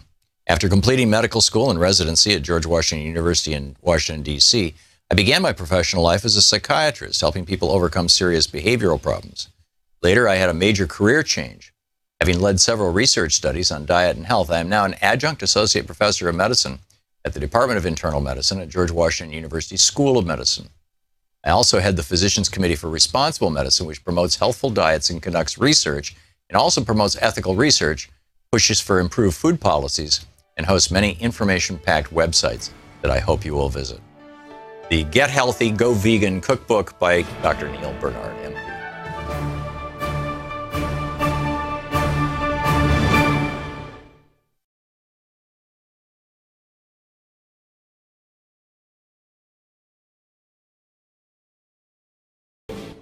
Welcome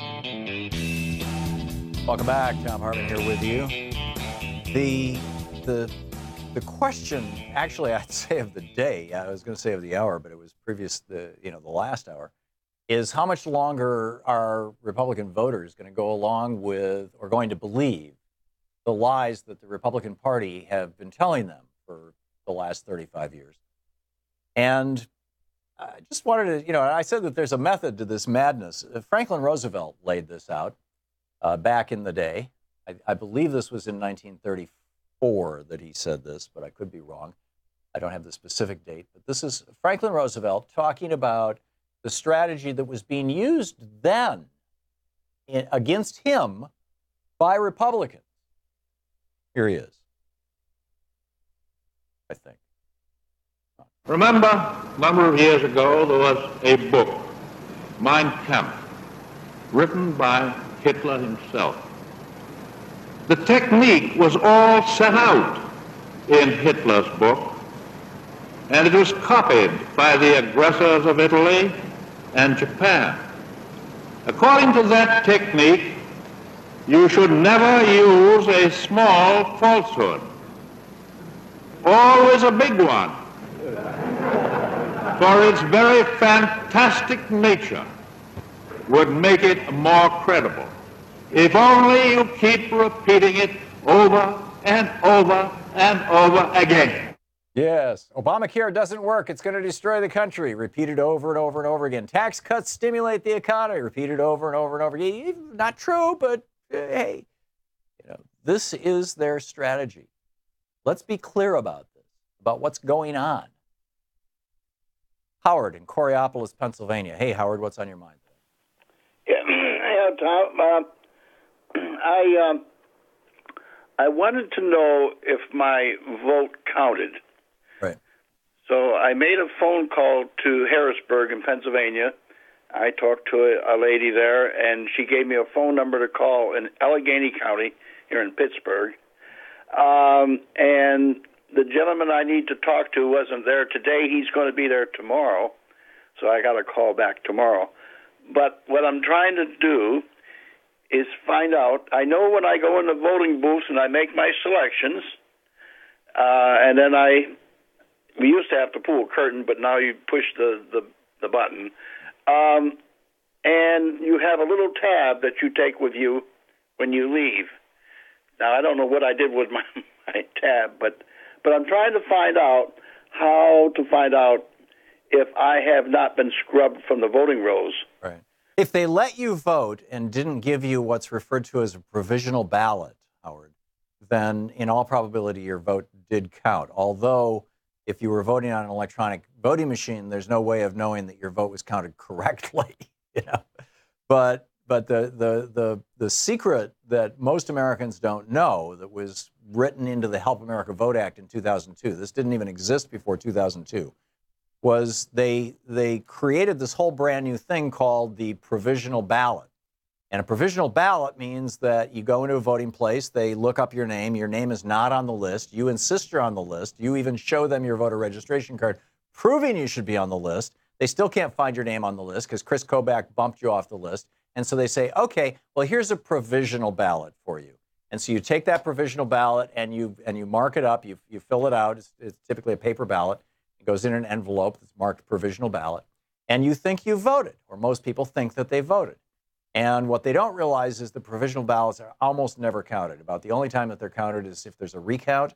And even then, typically, they're not counted, because the way that the law is written, you have a certain number of days after you cast your provisional ballot to show up at the courthouse and prove that you're actually you, to get yourself put back on the list so that your vote can be counted. So the vast majority of people, I'd say, 95% of people, maybe even 99% of people who vote provisional ballots, A, don't realize that it's a placebo ballot, that it's just it's not going to be counted, and two, don't realize that they've been purged from the list and it's going to happen every time they come back, and this is the message that we need to be getting out. So Howard, let us know what happens when you get a hold of the guy who can tell you if your vote was actually counted. But I'm predicting that if you weren't told that you weren't on the list, that everything's copacetic. Make sense? Okay, Tom. Okay, Howard, good luck, and let us know what how it all works out. Emily in Rockford, Illinois. Hey, Emily, what's on your mind today? Hey, Tom. I don't call in, so I'm a little nervous. Let me try to get my thoughts together. I'm calling about just last week I heard this, that the Citizens of Responsibility and Ethics in Washington, and I also think the National Security Archives, filed a complaint after learning that the White House staffers were using phone app Signal, the app called Signal, to encrypt messages, and that app could also make those messages disappear. Right, which is a violation of the Presidential Records Act.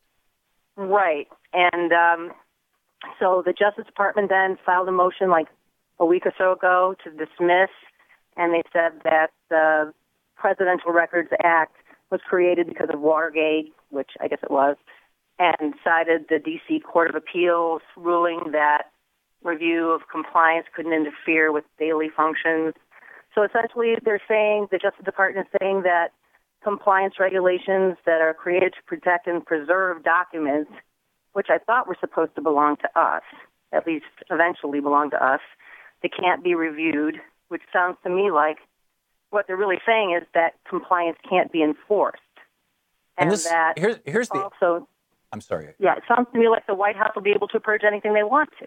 It seems like it, and what's so particularly insanely ironic about this, Emily, is that the original critique of Hillary Clinton by the Republicans that had to do with her email server wasn't that she had a private email server that might not be secure or, state secrets and all that kind of stuff. It kind of morphed into that.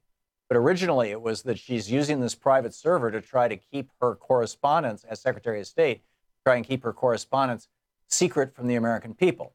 And in other words, in violation of the Presidential Records Act, because she was working in the executive branch. She was working for President Obama as Secretary of State. And so that was their hit on her. And now they're doing it themselves. In fact, as you correctly point out, they're saying, the hassle of complying with this rule is so great that we're just not going to do it. And it's like the hypocrisy is absolutely insane. Emily, thanks for the call and thanks for pointing that out. I appreciate it. Jim in Jupiter, Florida. Hey, Jim, what's on your mind today? Hi, Tom. I just had three corrections, and I think I might have forgotten one by when I was waiting. But the highway system was created because there's only one defense against nuclear attack, only one, and that is called a population dispersion. Right, run. And that was what the highway department, the system was created for. It was just a defense against a nuclear war. It sounds crazy, but it's true. And then the other thing was that the 87 amnesty is exactly what you said yesterday, that it was all these oligarchs benefiting from the cheap labor. Yep. And I've done a lot of research on that. I know that's true. And then the third one was on Bush's giving the aid to Africa for its AIDS epidemic. That was because Jimmy Carter went up to him in his first inauguration and pleaded with him to do that. Really? Who knows if he would have done that anyway? I did not know. Do you have any documentary source for that, Jim, that you can point me to? I can't remember where I heard it, but I'll look it up. If I do, I'll send it on. Okay, great. Yeah, I think I heard it. I actually think I heard it from Jimmy Carter's interview. So, okay, I'd love to find that and share it with Ellen Ratner, who he keeps telling me George Bush isn't so terrible. He saved millions of lives in Africa, and I'm like, yeah, but he. Look at all the damage he did in Afghanistan and Iraq and everything. And not that Ellen is, a fan of George's or anything like that. It's just, she's her issue is what's going on in Africa because she runs a charity in South Sudan. Anyhow, Jim, thanks for the information. Richard in Huntington Beach, California. Hey, Richard, what's on your mind today? All right, Tom, how are you today? I'm just well. Something that's been on my mind for a while, and I want to say thank you and thanks for taking my call. Well, I think about this often because I drive around looking for radio stations to listen to where I can get other opinions, TV stations where I get other opinions. And it reminded me of when they had the coup a couple of years ago in Turkey, when they came in and right away they tried to take over the government and then took over the media. Mm-hmm. And I'm often thinking about that as I don't think we actually realize, I don't know what we can do about it, but Republicans have pretty much kind of taken over the media, so they always get their messages out first. I just kind of wanted to bring that up. I don't really know what else to say about it. That's kind of what's on my mind. I used to listen to you on a radio station here when I drive around in my truck, and I could get you, and I could get other progressives. Well, that station's been bought up, and now it's It's Hannity and Glenn Beck and Rush Limbaugh. You can't, and they're on 3 or 4 of the stations around here. Your station was bought and completely taken away. And I just think that the American public doesn't get enough diversity. You know, you can't get the progressive word out. And I agree. I mean, thank God for Sirius XM. You know, going into every nook and cranny of places like this, and Free Speech TV. My kids voted for Trump, and they're younger, and I'm just flabbergasted at it. But they don't even hear this message. I keep telling them, where's this liberal media that the right wing is always complaining about? Where are they? Yeah. Somebody pointed out to me, because you can't hardly find it anymore. Yep, I'm with you. That's all I really wanted to say. It's just you said it, and you said it well. Richard, I got to run, but thank you for the call. We'll be back. We're going to check in with Talk Media News in a few minutes and find out what's going on in the world. We'll continue taking your calls, and stick around. You're listening to Thom Hartmann. Visit ThomHartmann.com for audio and video archives. Dr. Trita Parsi at the top of the hour.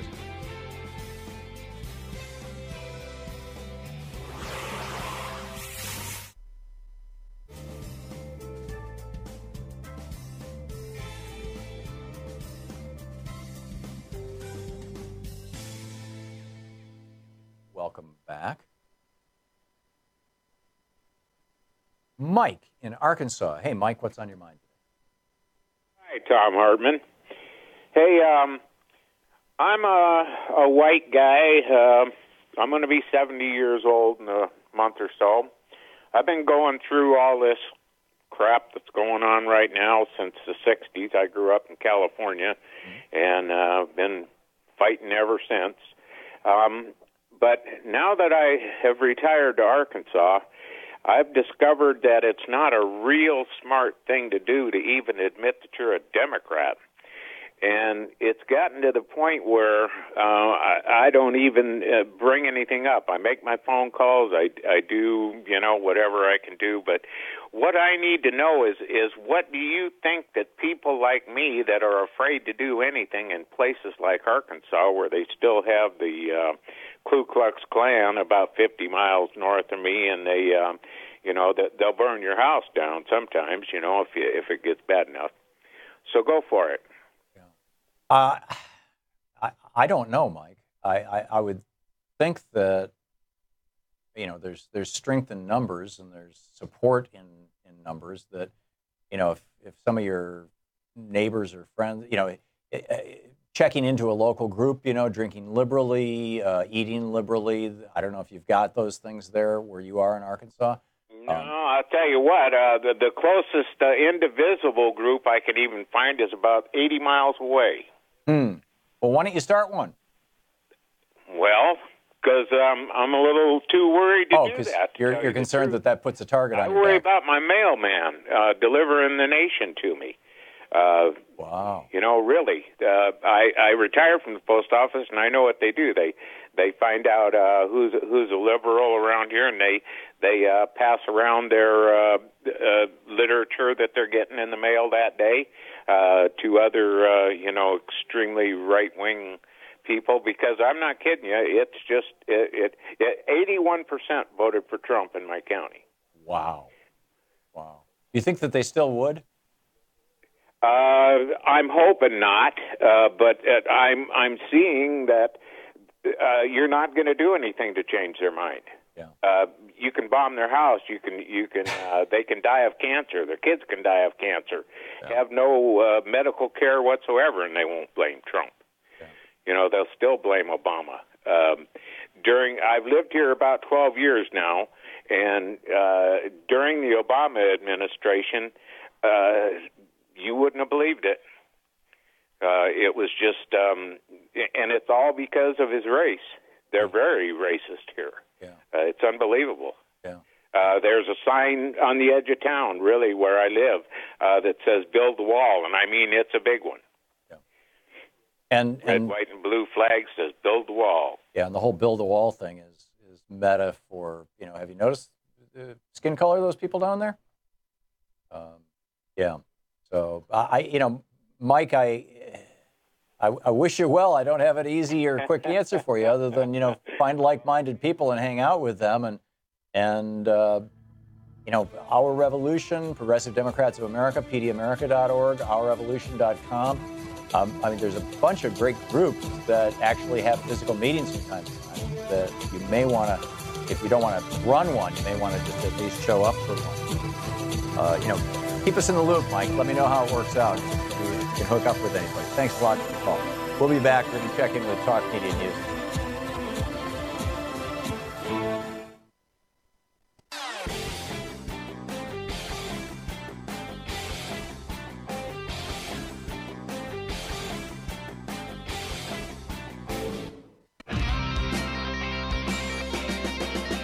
Welcome back. Let's check in with Talk Media News and find out what's going on in the world today. This report brought to you by Goat.com and Ellen Ratner's new book, Loving What You Do. On the line with us, Patrick Gavin with Talk Media News. Hey, Patrick. Hey, how you doing? Good. So what's on your mind, or what's going on in the world today? Well, kind of trying to unravel a bit of the press conference that Donald Trump gave yesterday, also alongside Mitch McConnell, and really try to take a look at what it sort of bodes for tax reform, which, of course, is first and foremost on the Republican Party's agenda. If you watch the press conference, both Trump and McConnell expressed great optimism about their ability to get tax reform done. But it's interesting, even though this has kind of widely been dubbed the sort of slam dunk for the Republican Party, at least in the wake of their embarrassments with Obamacare, it really could present just as much of a problem for Republicans as Obamacare. In fact, there's a piece in Politico today that talks about how behind the scenes, both Trump and a lot of Republican senators and many administrations officials are actually very worried that this won't be the slam dunk and will kind of go the way of Obamacare in the sense of it kind of getting bogged down by endless months of bickering and extreme embarrassment. Some news today that really affects this whole thing is, the whole idea of tax reform can't happen before they pass a budget. They have to pass a budget first, and McConnell says he'll hold a vote this week on it, which of course is a precondition for tax reform. And while there's been a lot of optimism about it, today Rand Paul is coming out, kind of continuing his trend of being a bit of a thorn in the Trump administration side, and certainly Mitch McConnell's side, saying that so far he's prepared to vote no on the Senate Republican budget, saying that this would then mean that they could only lose one more vote to still pass the budget, which of course is what they need to even address this tax push. So things are getting really complicated for some of their efforts. They don't even have a plan yet. Some Republicans, like Senator Ron Johnson, is actually crafting his own plan, and all of this is just the politics, not even leaving aside the policy. So there's a great amount of concern, especially within Republican donor circles, that Republicans won't in fact be able to get this done. Wow. That's going to be real interesting, because this is the whole reason that the Republican donors spent hundreds of millions of dollars to get Republicans elected, just so that they could get their damn tax breaks. And now if Trump and McConnell can't deliver, it's going to be the billionaires against the Republicans. That's going to be fascinating. What else is going on, Patrick? Well, one of the kind of interesting thing that Trump talked about during this press conference yesterday was this idea that, in fact, he thinks he's going to be able to create this sort of bipartisan Senate Obamacare deal, which really raised a lot of eyebrows for a number of reasons. One is that even though he sort of said in the same breath that Obamacare as a policy is dead, even though they haven't quite killed it yet, this idea that Trump is going to, hasn't totally ruled out addressing this issue in its totality. President Trump is urging Republican Senator Lamar Alexander to try to seek out a deal on Obamacare that actually would do the unthinkable, which is actually attract some Democratic votes. Wasn't Lamar Alexander talking with Patty Murray of Washington State, the Democratic senator from Washington State, about this?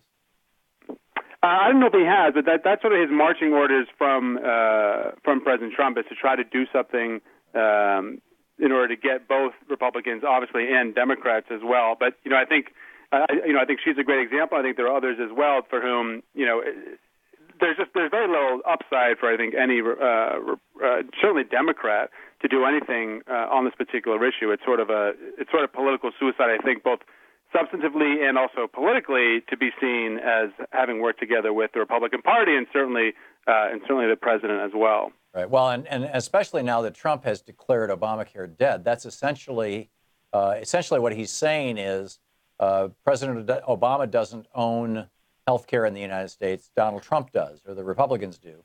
And now it's Trump care. And if you don't like it, talk to Trump. Yeah, and I think that part of the, where this gets complicated and where I think President Trump's wishes will probably hit a significant hurdle is, I think that a lot of Republicans want to let states modify.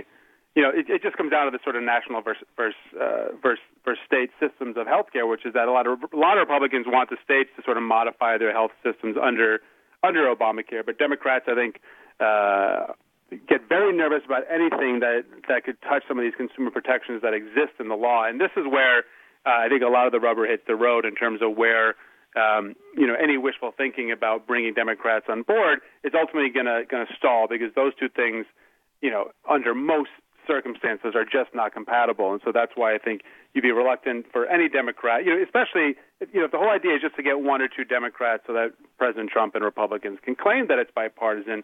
Yeah, that's almost even worse, more difficult, because no Democrat wants to be tagged as sort of that one Democrat who went along.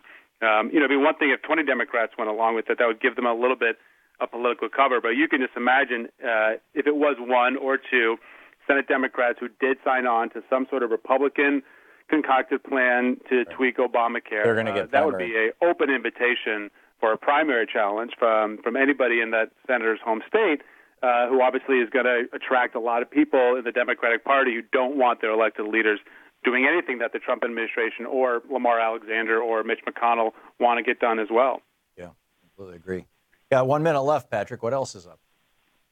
Well, I thought I'd bring attention. There was an interesting piece in the New York Times Magazine talking about Rex Tillerson and sort of his very bizarre tenure at the State Department. And it had a really an interesting point, which is, why exactly is he still there, despite being, in a lot of ways, the most odd of all the ducks in the Trump cabinet. And I think there's this idea within the Trump administration that this piece raises, which probably is fairly accurate, which is, the only thing, perhaps the only thing keeping Tillerson from resigning is simply the fact that, the Trump administration might be able to afford to lose a chief of staff in the first year, even though that's a very, very big deal. But to also lose your Secretary of State in the same year, I think that's a political risk that the White House is not willing to make. And so I think accordingly, they're probably going to make Rex Tillerson stick around as uncomfortable as that relationship seems to be. Well, and I think also Tillerson, I mean, this guy, I'm no fan of Rex Tillerson. I mean, the way he ran ExxonMobil, lying to the public for decades about climate change is criminal. And yet, I think that Rex Tillerson actually has a fairly rational grasp of international politics. And I think he's afraid to leave for fear that Donald Trump will appoint, the equivalent of Scott Pruitt. Crazy State Department. Anyhow, Patrick, Gavin, let's talk media news. Thank you, Patrick. Thank you. You're listening to Thom Hartmann.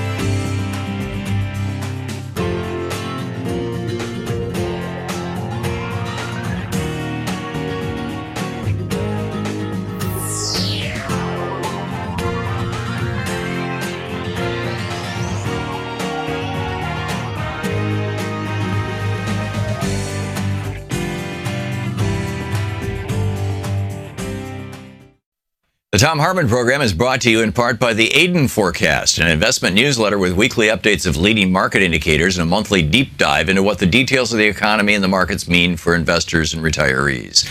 On the web at aidenmarkets.com. Wines have some of the highest pesticide levels in our food chain. This hour brought to you by ecowine.com. Pesticide-free wines, organic wines, imported from France by the organic wine company, ecowine.com. The Thom Hartmann Program is brought to you in part by Super Beets. Super Beets are sourced from non-GMO beets, and they're packed with dietary nitrates, helping to produce nitric oxide for more energy, stamina, and support for healthy blood pressure levels naturally. For more information, call 800-223-8242 or visit freespeechbeets.com.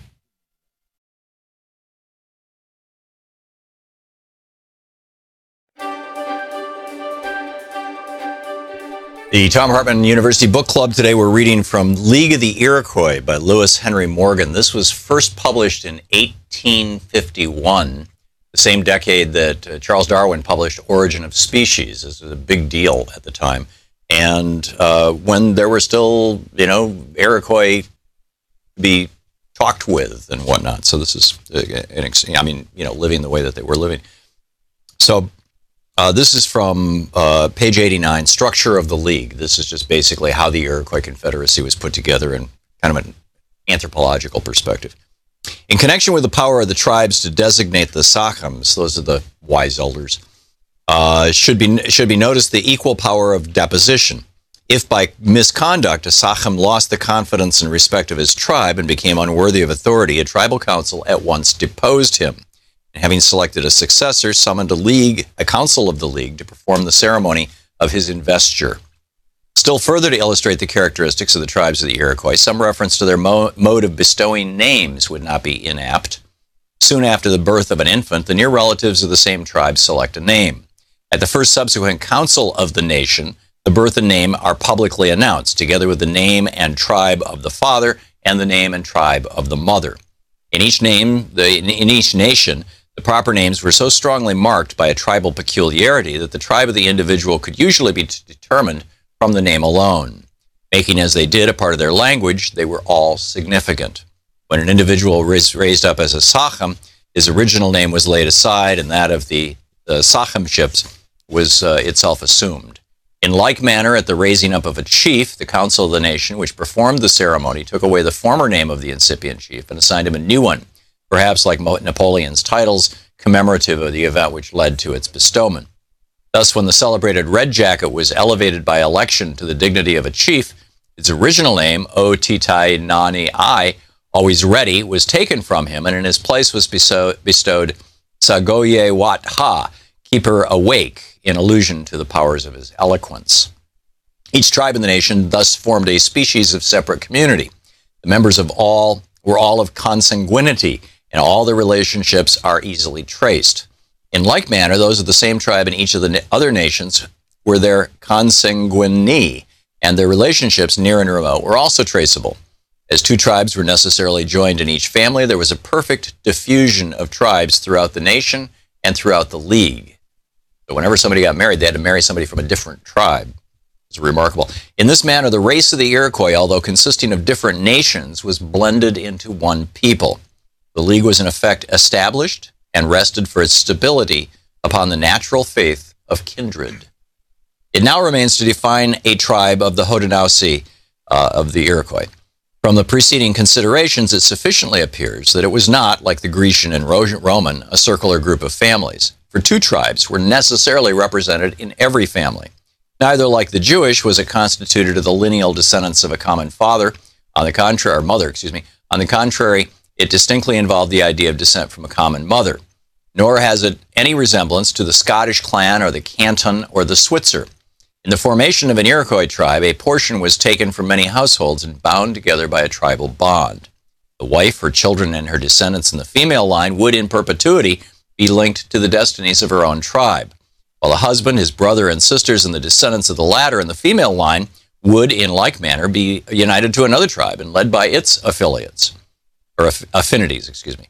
Herein was a bond of union between the several tribes of the same nation, corresponding in some degree with the cross relationship founded upon consanguinity, which bound together the tribes of the same emblem in the different nations. The Iroquois claim to have originated the idea of a division of the people into tribes as a means of creating new relationships by which to bind the people more firmly together.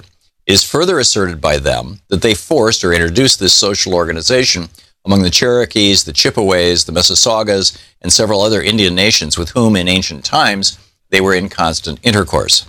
The fact that this division of the people of the same nation into tribes does not prevail generally among our Indian races favors the assertion of the Iroquois. On the other hand, the laws of descent, at least of the crown, among the Aztecs, dimly shadows forth the existence of a similar social organization, which may have been reproduced among the Iroquois or preserved through a remote affinity of blood. At all events, it was the life and strength of the Iroquois League. Of the comparative value of these institutions when contrasted with those of civilized country and of their capability of elevating the race, it is not necessary here to inquire. It was the boast of the Iroquois that the great object of their confederacy was peace, to break up the spirit of perpetual warfare which had wasted the red race from age to age. Such an insight into the true end of all legitimate government by those who constructed this tribal league excites as great surprise as admiration. It is the highest and noblest aspect in which human institutions can be viewed, and the thought itself, universal peace among Indian races, possible of attainment, was a ray of intellect from no ordinary mind. To consummate such a purpose, the Iroquois nation were to be concentrated into one political fraternity, in a manner effectively to prevent offshoots and secessions. By its natural growth, this fraternity would accumulate sufficient power, and then they go on to, by affiliation, to merge everything into one common family. A remarkable book written in 1851, League of the Iroquois, Lewis Henry Morgan.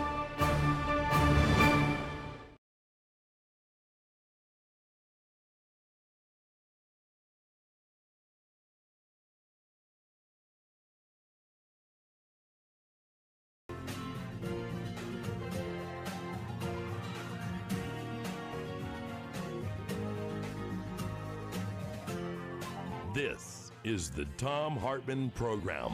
And welcome back. Thom Hartmann here with you. And on the line with us, Dr. Trita Parsi, the president of the National Iranian American Council, NIAC, NIACouncil.org is the website. You can tweet Dr. Parsi at tparsi or at NIA Council.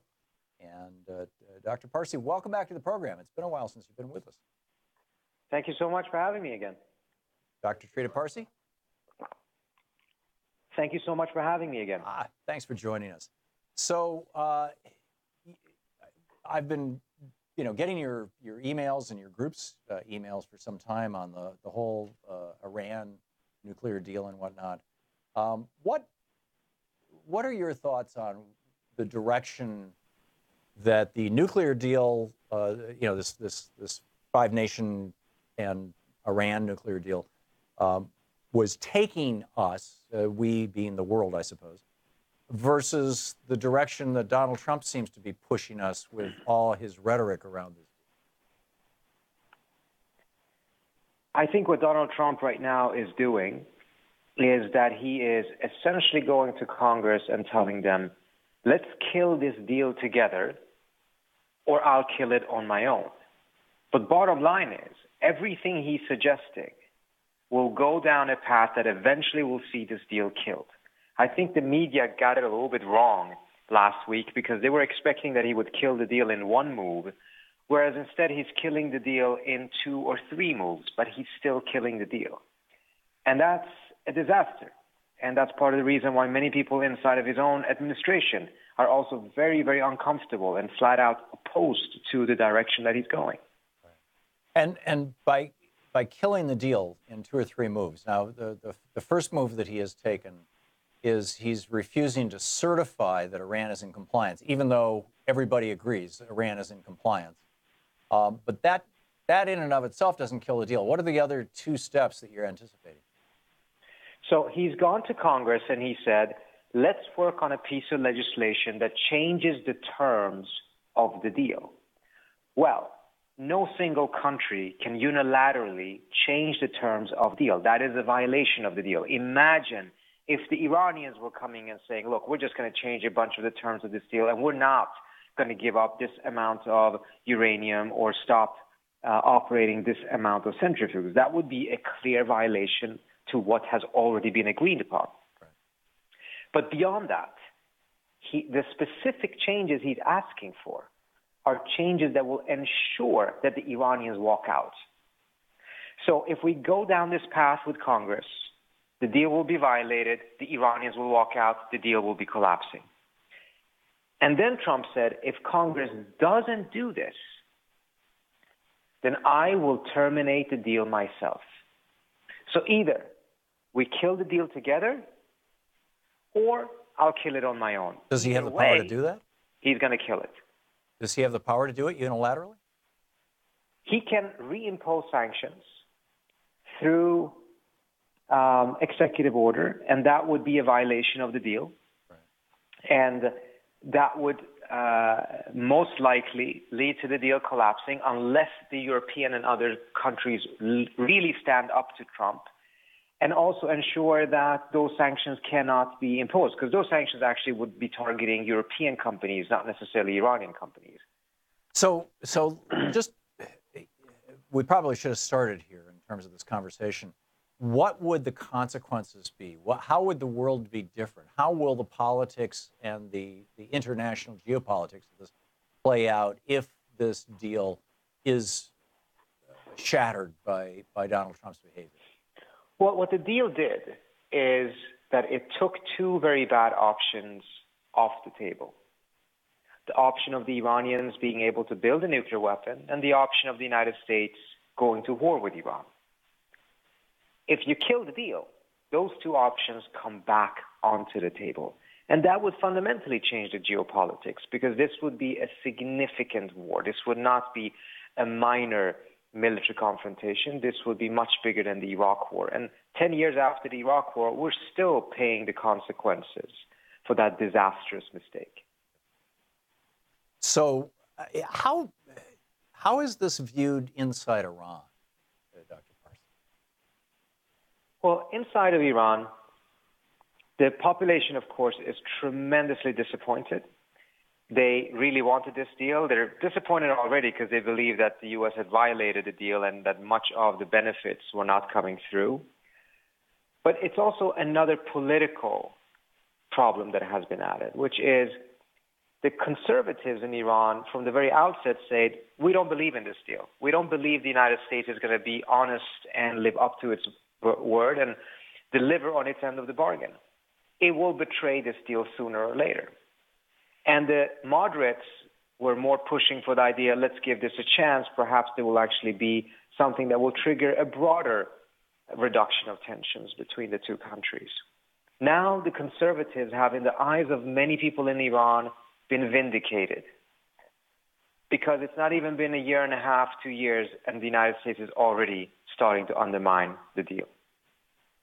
This will make it much more difficult in the future for any Iranian administration, for any Iranian foreign policy member of the foreign policy elite to make the argument for a negotiation with the West, because the past has just been a long, steady stream of disappointments and betrayals in their narrative. Is it a reasonable conclusion or assumption or acknowledgement or whatever that Iran is actually becoming more small d democratic, or have they been? It seems like that's the direction that the country has been traveling, at least over the last decade or two. Or has there been a reversal in that? You referenced conservatives in Iran.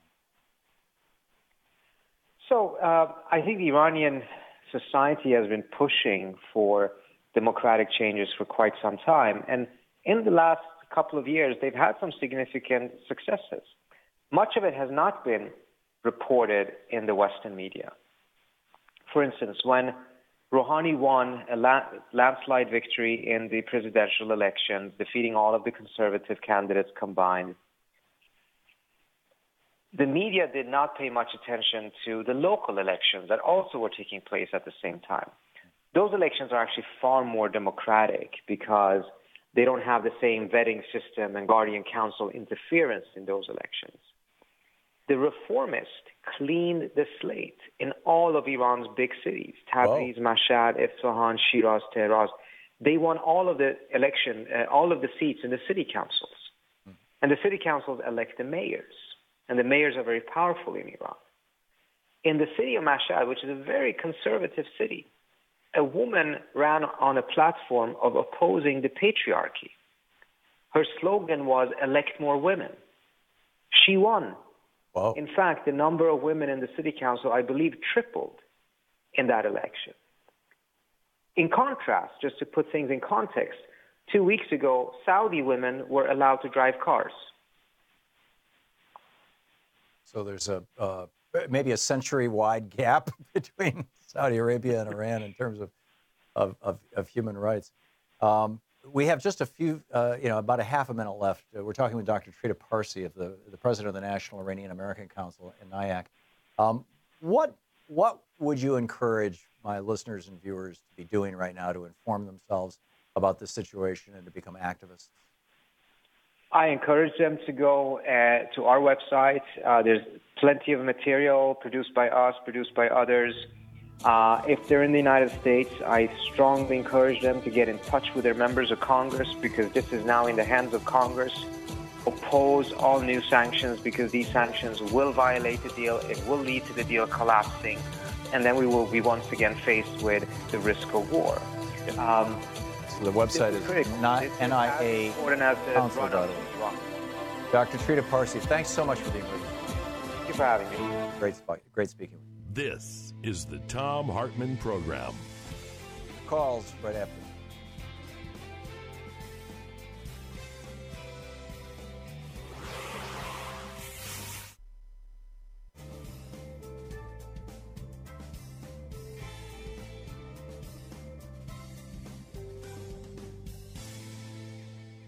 And welcome back. That doesn't work. Let's see here. Mario, watching us on Free Speech TV in Philadelphia, Pennsylvania. Hey, Mario, what's on your mind today? Oh, thank you, Tom. I'm a graduate of Georgetown University's master degree in political science, and for 19 years I produced a community newsletter, and I'm on the council for 2 terms in a small town in Pennsylvania. Now I've been charged a couple times with trespassing when people don't like what I write about the meetings, and now I'm up on harassment misdemeanor charges, possibly a jury trial, for writing my newsletter about the last council meeting when someone threatened to kill me. Oh. So it seems like the police are acting as surrogates for the mayor and president of the council, who keep trying to stop me from printing my newsletter and speaking out about how things are done or not done at the council meetings. Do you have any opinion on some possibilities for me to proceed with the media? I don't, Mario. Because I don't know the details of this. I don't know how over the top you've been in your behavior or in your publications, or reasonable or rational. I mean, if they're involving the police, they must believe that they have some basis for arguing that what you've done is wrong. But I certainly, if you think that your right to free speech is being abridged, probably the best friends you would have would be the media, because they're pretty fierce defenders of the First Amendment. So, and being in Philadelphia, you have several good media outlets there. So I'd start knocking on doors if I wanted to get the word out. But that's just me.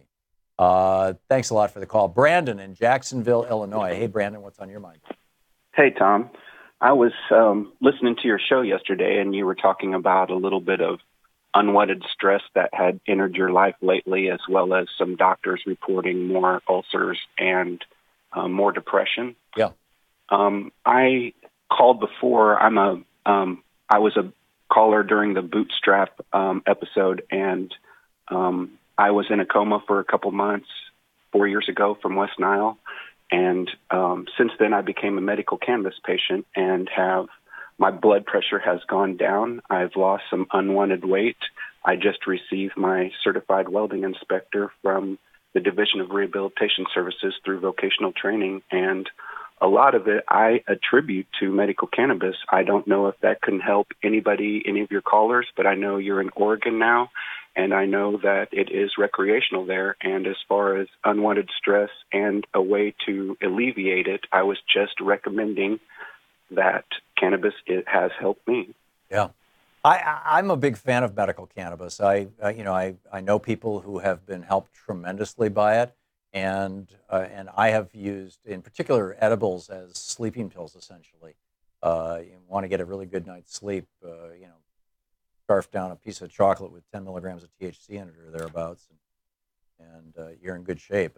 And at least for me, speaking for myself, and it's nice being in a state where it's legal. And yeah, this is something that I think, that we need to be encouraging. There was a thread over at DU the other day about marijuana can kill you. Yes, if a bale of it drops on your head, or if you eat a brownie and choke to death on it. But other than that, I think that. Brandon, thanks for the call. Thanks for sharing your story. We'll be right back.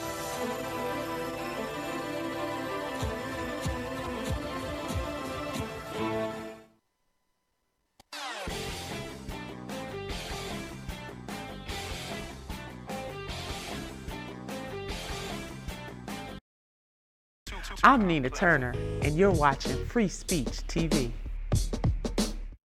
Hi there, I'm Marie with Free Speech TV. Your support, whether through giving donations, volunteering, or spreading the word about Free Speech TV, has made it possible for the only independent progressive news network to exist. And for that, I want to say thank you. Now you can give to the network powered by the people by donating an unwanted or used vehicle through our Vehicles of Change program. If you have an old car, RV, or even a motorcycle, Free Speech TV can use it to grow and thrive. You can make a bigger difference in supporting Free Speech TV by giving an old car. It's a great way to support the network without having to dig into your bank account. Just call 877-378-8669 and ask for more information about Vehicles of Change. Again, the number to call is 877-378-8669. If it has a VIN, we'll take it in. Thank you.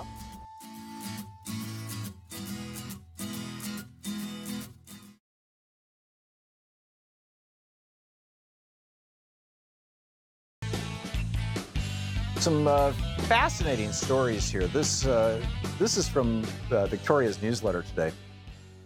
The family dog would not leave a herd of goats, and this is, with the fires in California, with the deadly flames. I'm reading from Victoria Jones's writing here. With the deadly flames of the fire bearing down on his property, Roland Tembo Hendel knew it was time to round up his family dogs and cats and flee. But there was no room for the family's herd of goats. He wrote on Facebook, "We had loaded up the dogs and cats, but Odin, our stubborn and fearless Great Pyrenees, would not leave the goats. So the family, with heavy hearts, watched Odin as they were departing, hoping they would see him again, but knowing it was unlikely he would survive. I made a decision to leave him, and I doubt I could have made him come with us if I tried," Hendel wrote. The escape proved harrowing as the fire erupted along the road in Northern California that he was using to escape. In fact, Hendel wrote, "Cars behind us on Mark West Springs Road were pouring flames out of the window as they roared down the road. Later that morning, when we had to outrun the fires, I cried, sure that I had sentenced Odin to death, along with our precious family of bottled raised goats."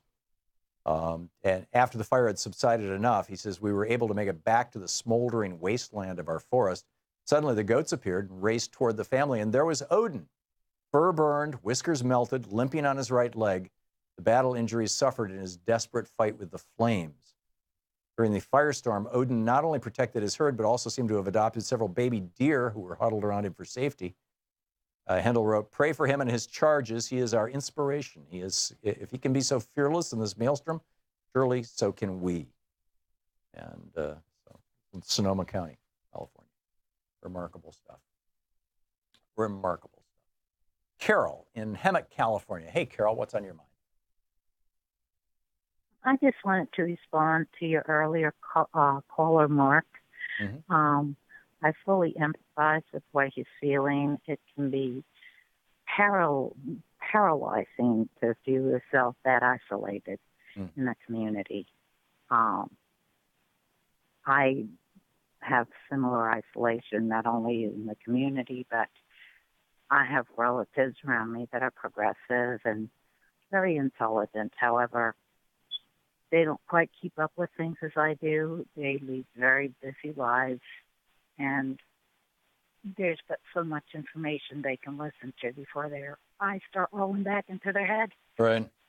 That being said, with the crisis in Puerto Rico, I have taken on that I am going to do something about that.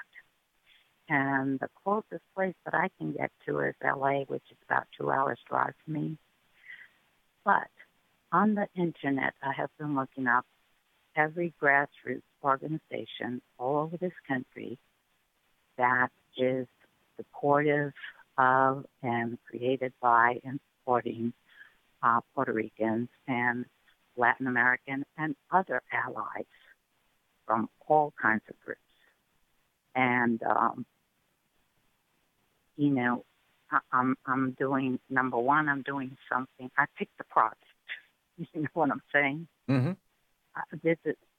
I have picked many projects before, but this one is one that is very, very close and dear to my heart. Yeah. And perhaps that's the only thing one can do. Yeah. Is to pick a thing that one feels really passionate about, and then connect, even if it's not always person to person, you know, in front of you, but just knowing that you're doing something and being able to communicate with others that are like-minded, and then support other groups that have supported you in their struggles. I'm not saying anything new here, but it can just be. No, I completely agree. What was it Obi-Wan Kenobi said to Luke Skywalker? You know, follow the Force, Luke. I mean, we all have to find our force. We all have to find our passion. And, you know, for some people it may be, you know, protecting animals. For another person it might be, you know, saving people in some particular part of the world. For another person it might be working on the environment. For another person it might be, you know, the rights of women or people of color. Whatever it may be, embrace it. Jump into it with both feet. Go for it. And so you found a cause that brings your bells. And as I reach out, actually, I have, and I am not doing this to make friends. I'm doing this to help the people of Puerto Rico. But I completely understand where Mark was coming from. Sure. When you get this isolated, it drains you. Well, and by jumping into things, it depresses you if you can't find people, you know, and groups to work with. Yeah. But in fact, now all the way back in New York, which is where I'm originally from, I have been almost in daily contact with a woman from a large organization out there. And, you know, she's giving me guidance, and we're throwing ideas back and forth, and we're on the phone. And that's great. That is great. You know, Carol, we're out of time, but thank you. Your point is so well made and so well taken, and it is great advice. And get active. You know, what Bernie used to say, despair is not an option. It's not. We'll be right back. You're listening to the Thom Hartmann Program. Call 202-808-9925. Back with more of your calls right after the break here at the bottom of the hour.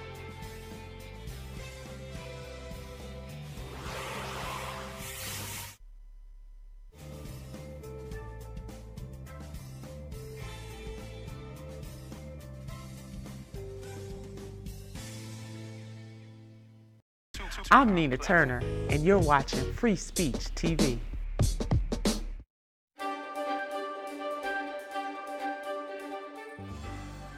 Today in the Thom Hartmann University Book Club, we're reading from The Rise and Fall of the Third Reich by William Shirer, a book that has a brand new explosion of readership now in the United States and around the world. Every morning, this is from page 244, it's about the German press. Every morning, the editors of the Berlin daily newspapers and the correspondents of those published elsewhere in the Reich gathered at the propaganda ministry to be told by Dr. Goebbels or by one of his aides what news to print and suppress, how to write the news and headline it, what campaigns to call off or institute, and what editorials were desired for the day. In case of any misunderstanding, a daily written directive was furnished along with the oral instructions.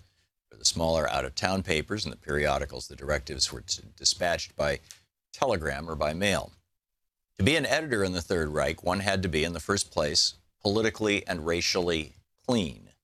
The Reich Press Law of October 4th, 1933, which made journalism a public vocation regulated by law, stipulated that all editors must possess German citizenship, be of Aryan descent, and not married to a Jew. Section 14 of the press law ordered editors to keep out of the newspapers anything which in any manner is misleading to the public, mixes selfish aims with community aims, tends to weaken the strength of the German Reich, outwardly or inwardly, the common will of the German people, the defense of Germany, its culture and economy, or offends the honor and dignity of Germany. An edict which, if it had been in effect before 1933, would have led to the suppression of every Nazi editor and publication in the country. It now led to the ousting of those journals and journalists who were not Nazis, or who declined to become so. One of the first to be forced out of business was the Vossische Zeitung, founded in 1704, and numbering among its contributors in the past such names as Frederick the Great, Lessing, and Rathenau. It had become the leading newspaper of Germany, comparable to the Times of London or the New York Times. But it was liberal, and it was owned by the House of Ulstein, a Jewish firm. It went out of business on April 1st, 1934, after 230 years of continuous publication. The Berliner Tageblatt, another world-renowned liberal newspaper, lingered on a little longer until 1937, though its owner, Hans Lachmann Mosse, a Jew, was forced to surrender his interest in the newspaper in the spring of 1933. Germany's third great liberal newspaper, the Frankfurter Zeitung, also continued to publish after divesting itself of its Jewish proprietor and editors. Where did I go? Here. Rudolf Kircher, its London correspondent, an Anglophile and a liberal, became the editor, and like Karl Silex, editor of the conservative Deutsche Allgemeine Zeitung of Berlin, who had been a London correspondent, a Rhodes Scholar, a passionate admirer of the British, and a liberal, served the Nazis well, often becoming, as Otto Dietrich, the Reich press chief, once said of his former opposition newspapers, more papal than the Pope. That the last three newspapers survived was partly due to the influence of the German Foreign Office, which wanted these internationally known journals as a kind of showpiece to impress the outside world. They gave respectability to Nazi Germany and at the same time peddled its propaganda. With all newspapers in Germany being told what to publish and how to write the news and editorials, it was inevitable that a deadly conformity would come over the nation's press. Even a people so regimented and so given to accepting authority became bored by the daily newspapers. Circulation declined even for the leading Nazi daily newspapers, such as the morning Völkischer Beobachter and the evening Der Angriff. And the total circulation of all journals fell steeply as one paper after another went under or was taken over by Nazi publishers. In the first 4 years of the Third Reich, the number of daily newspapers declined from 3,600 to 2,671. But the country's loss of a free and varied press was the party's gain, at least financially. Max Amann, Hitler's top sergeant during the First World War and head of the Erher Verlag, the party's publishing firm, became the financial dictator of the German press. As Reich leader for the press and president of the press chamber, he had the legal right to suppress any publication he pleased and the consequent power to buy it up for a song. In a short time, the Erher Verlag became a gigantic publishing empire, probably the largest and most lucrative in the world. Despite the drop in sales of many Nazi publications, the daily newspapers owned or controlled by the party or individual Nazis had 2/3 of the total daily circulation of 25 million by the time of the outbreak of the Second World War. In an affidavit made in Nuremberg, Amann described how they operated, and then he goes through that. At one period in 1934, both Amann and Goebbels appealed to the obsequious editors to make their papers less monotonous. Amann said he deplored the present far-reaching uniformity of the press, which is not a product of government measures and does not conform to the will of the government. One rash editor, M. Welke of the weekly Grüne Post, made the mistake of taking Ammann and Goebbels seriously. He chided the propaganda ministry for its red tape and for the heavy hand that it held down the press and made it so dull. His publication was promptly suspended for 3 months, and he himself dismissed by Goebbels and carted off to a concentration camp. A cautionary tale, the rise and fall of the Third Reich.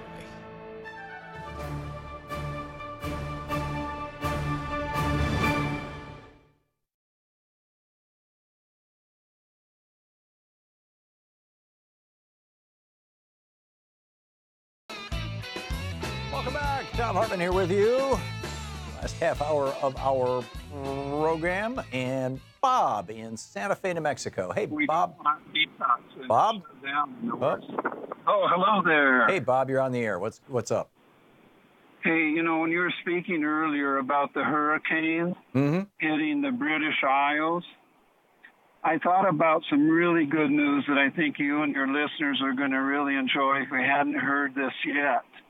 And that is that many scientists believe that regenerative plowing, where we regenerate the soil around the world that has been killed by chemicals, could actually reverse climate change by the enormous sequestration of carbon that occurs in live organic soil. Yeah, the folks at Carbon Underground, I think it's carbonunderground.org, but it's the Carbon Underground. They've got a big test or demonstration place down in Costa Rica. Louise and I were down there with a camera crew just a few months ago filming it for a documentary that's going to be coming out later this year or early next year. And you're absolutely right, Bob. The regenerative farming, it's not going to solve the problem, but it will help bring our world back to some semblance of homeostasis. The problem is that you're going up against a multi-billion-dollar industry. I mean, you're taking on, at every level. You're taking on the chemical companies, you're taking on the seed companies, and you're taking on the farm equipment manufacturers. And, none of whom are engaged in regenerative agriculture, or the kind of agriculture that builds healthy soil and in the process sequesters carbon. So it's a hell of a project. It's a big challenge, but well said, Bob. It is that really is a solid way to do it. And the Rodale Institute has done some great work on this too. Check them out. Bob, thanks a lot for the call and the heads up. Tony in Buffalo, West Virginia. Hey, Tony, what's on your mind? How you doing, Tom? Thanks for taking my call. I listen to you all the time. Hey, an answer to your question when you first came on about the 10 lies. Are the voters going to continue to believe those lies?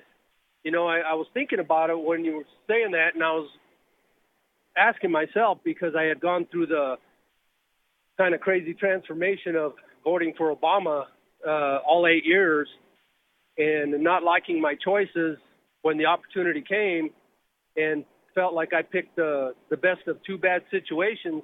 I feel like I'm right back there again. What's the alternative? What's coming down the pipe to give me a different choice? And some of us are, I think, and some people I know have explained to me the same situation they're in, that they feel like there's not a lot of choices out there right now. And Tony, the reality is that more people are first-time politicians, first time running for political office. More people are doing that right now and preparing for this election cycle, at least according to the people that I've been talking to at like Our Revolution and some of these groups that are monitoring this stuff. And Daily Kos does a really good job of tracking this stuff too. More are now than have in quite some time. The one thing that Donald Trump has done is he has energized the left. And frankly, I think he's energized right across America. I think, women are outraged by his stances on, by his, pro-groping position. People of color are horrified by the way that he's trying to take down the NFL players. People of goodwill all over the world are shocked and horrified by the way he's behaving. I think that good things are happening, number one. And number two, if you want to make sure, Tony, that the Democratic Party in your area, in Buffalo, West Virginia, if you want to make sure that the Democratic Party is providing you with candidates that you can vote for, that you approve of, and is campaigning on a platform that you also approve of, that you think is, you know, a good and useful and positive platform, get inside the Democratic Party and be the guy who's picking the candidates and who's writing the platform. And the way you do that is you just show up at your local Democratic Party and say, you know, I'd like to participate. And after, you know, coming to a couple of meetings, you know, make yourself offer to become a precinct committee person. And if you can get elected to that position or appointed to that position, and it varies from state to state and county to county how it's done. But if you can get in that position, then you are the guy who's making those decisions, rather than the guy who's sitting around complaining about those decisions. So that's my advice to you, Tony. Tony, thanks a lot for the call. Sue in Morgan, Pennsylvania. Hey, Sue, what's on your mind today? Hi, Tom. First of all, I pray for you and your family every day. God bless and keep you all. I love your show. Thank you. And you've spoken to me before. I'm a widow, 7 years out this Christmas. Oh. And I was judge of elections for years. I had to get out last year because I almost died. There weren't enough people helping. But here's the good news. I would rather use an absentee ballot than the voting machine. We did a complete count and a registration of every single one of them. They were put in a special envelope, and in Allegheny County, which is Pittsburgh, Pennsylvania, your vote will count. Well, see, you just said an absentee ballot, and what I was talking about were provisional ballots. Well, that too.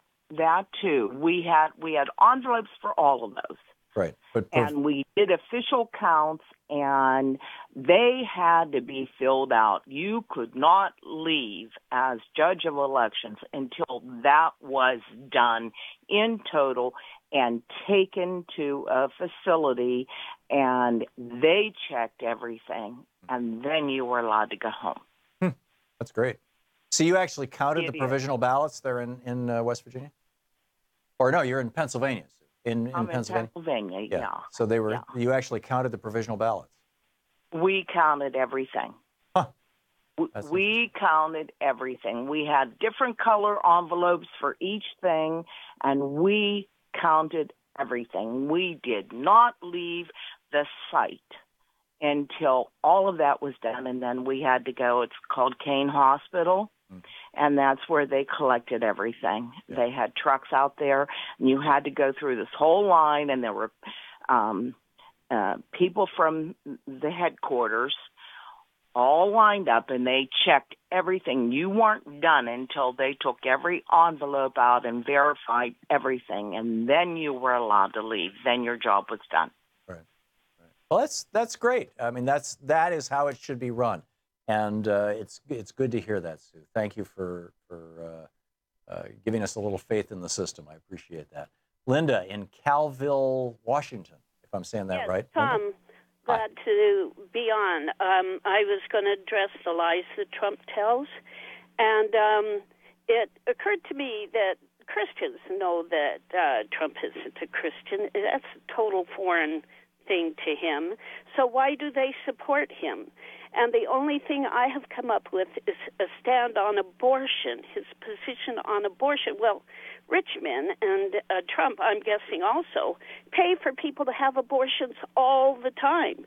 It's a bigoted position if they're against abortion. And I'm not saying that women should speak up and tell of their abortions, but I'll bet you there are women out there whose abortions were paid for by Trump.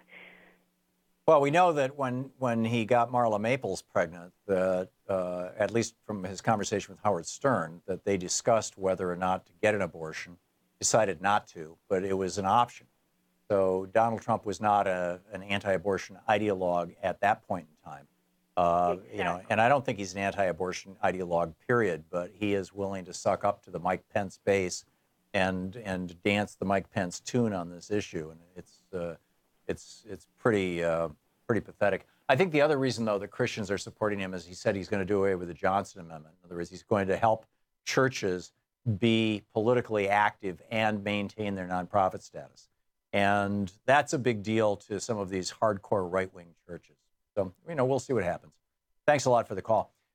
John in McKees Rocks, Pennsylvania. Hey, John, what's on your mind today? Hey, Tom. A quick comment.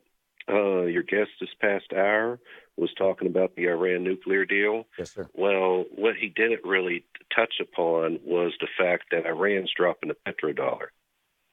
And that's exactly why Gaddafi was taken out and Saddam Hussein was taken out. So what are they going to? Iran's dropping it, which leads me to my comment. You have a book out, The Crash of 2016. Well, that hasn't happened yet. Right. But a caller in your first hour was bringing up the Bitcoin. Well, that's something we all should be watching because right now it's worth 4 times the price of gold. I think it's in a bubble. It's going to keep on rising because I think that's going to lead us to the mark of the beast, which is foretold in prophecy. Yeah, see, I disagree, John. I think that Bitcoin is the tulip bulb of our era. This is the Dutch tulip hysteria all over again, in my opinion. I mean, I may well be wrong, but it's sure. You look at the curves on Bitcoin usage and everything, and it sure looks to me like a bubble. I would stay as far away from Bitcoin as possible. But, I get it that there are some people who are very excited about it, and I may well be wrong. But I don't think, I really think that currencies need to have a sovereign associated with them. John, thanks for the call. Great to hear from you. We'll be back with more of your calls right after this. It's coming up on 45 minutes past the hour, quarter to the top of the hour. Stick around.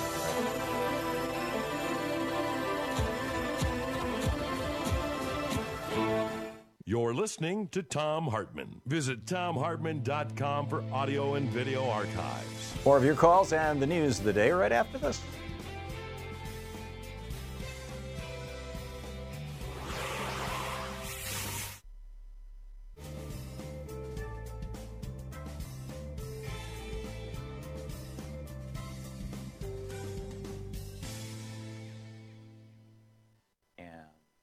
Hobart in Burlington, Mississippi, watching us on Free Speech TV. Hey, Hobart, what's up?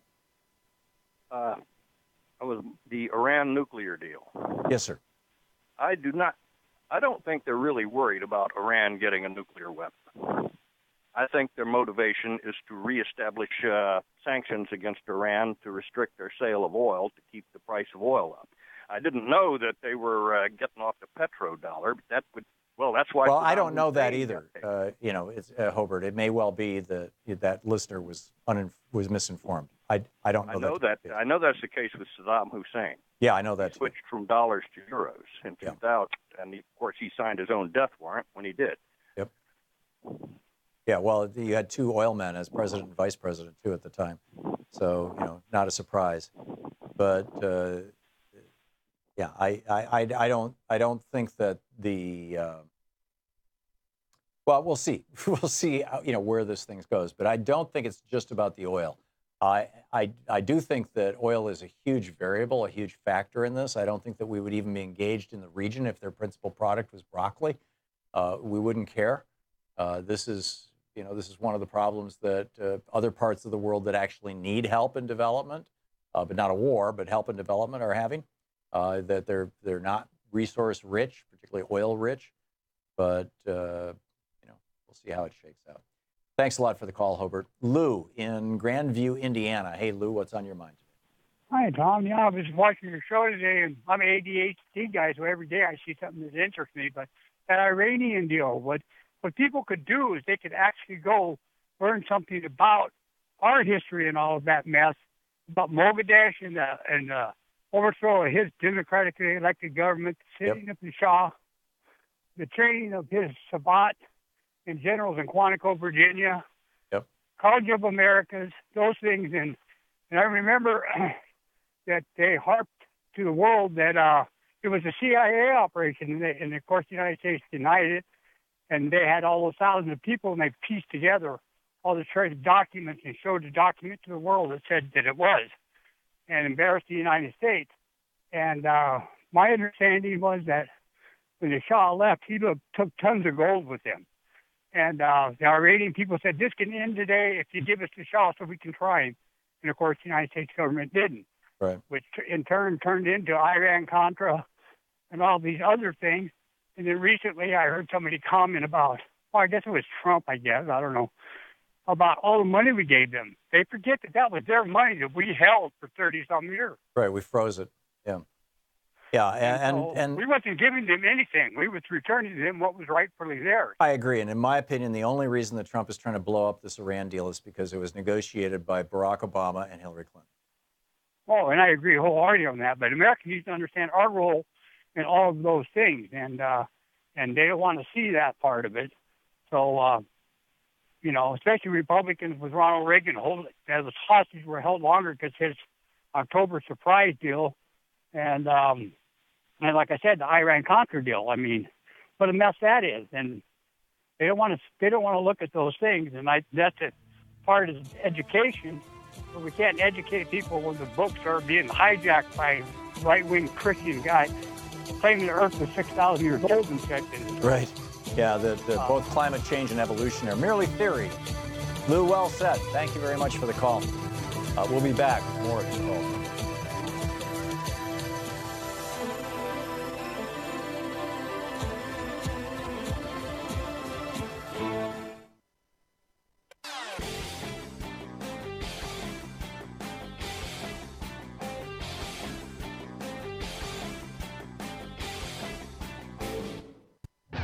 Welcome back. David in Las Vegas. Hey, David, what's on your mind today? Well, I'm thinking about the law. Is the law for everybody the federal law? Because Hillary and Comey, do you think they'll be going to jail, or are they just like a fart in the wind? What do you think about that? Don't know what you're talking about. Well, the 14th Amendment and about people coming into the country. And the Fourth Amendment says they can't search my house without a warrant. But look like what Obama done, all that illegal looking into people and not having a warrant. And what Clinton did, everybody says, lock her up, lock her up. Is there anything that they can lock her up for? I don't think so. She had a private server. George W. Bush had a private server. Dick Cheney had a private server. Turns out that Trump's family members have private servers. That his daughter had a private server. That what was it? Tillerson, one of the guys in his cabinet, is using a private server. There's no there there. This is just general Republican hysteria, and basically anything that they can do to trash that black guy who was in the White House or that woman who was negotiating on his behalf. Oh my God, we can't have that. Thanks a lot for the call, David. Marie in Tacoma, Washington. Hey, Marie, what's on your mind today? Thank you so much for taking my call. I do listen most of the time. I'm 85 years old, so I have a kind of a long outlook on these things. Okay. First of all, I just want to mention briefly a book I just finished reading. I think I probably heard about it, first of all, on your program. Jane Mayer, Mayer. Her book is Dark Money, Yep. The Hidden History of the Billionaires Behind the Rise of the Radical Right. Yep, it's a brilliant book. This is a book that is just a real treasure. Yep, I agree. And Jane Mayer is a brilliant, brilliant writer, and she's got a new piece out in The New Yorker about the involvement of all these billionaires in the elections and whatnot, and it's really rather breathtaking. So, yeah, I'm totally with you, Marie. Thank you very much for the call and for pointing that out. Fred in Seattle. Hey, Fred, what's on your mind today? I was curious, the 2 points real quick. I'm kind of connecting some dots. It may not be to everybody's liking, but here goes. This this terrorist that shot those people in Las Vegas, I can't remember his name. I really don't want to. Right.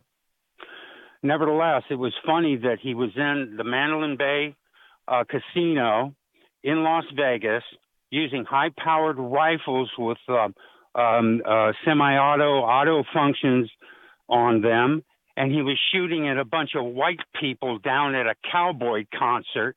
There were probably a lot of them were Christian. And I wonder if there's something to be said about him getting back at Trump. We don't know. This is the problem, Fred.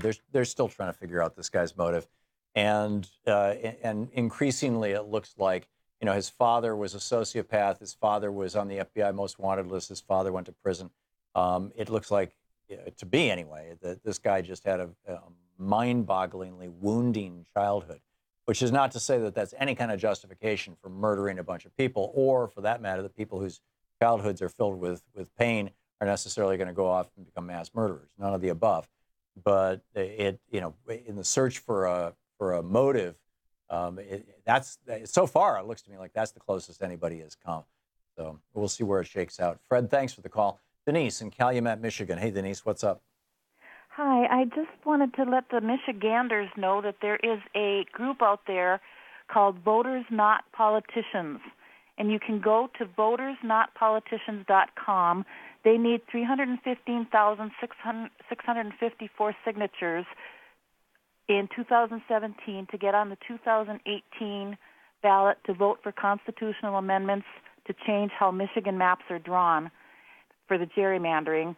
And they've got a bunch of really good criteria. So if people could go to votersnotpoliticians.com and find out more about this and sign it, maybe we can get Michigan's districting Okay, changed. great.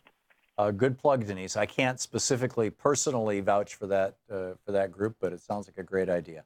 Thank you very much for the call, Denise. Carl in Ocean Springs, Mississippi. Hey, Carl, what's on your mind today? Hello, Tom. I'm a big fan.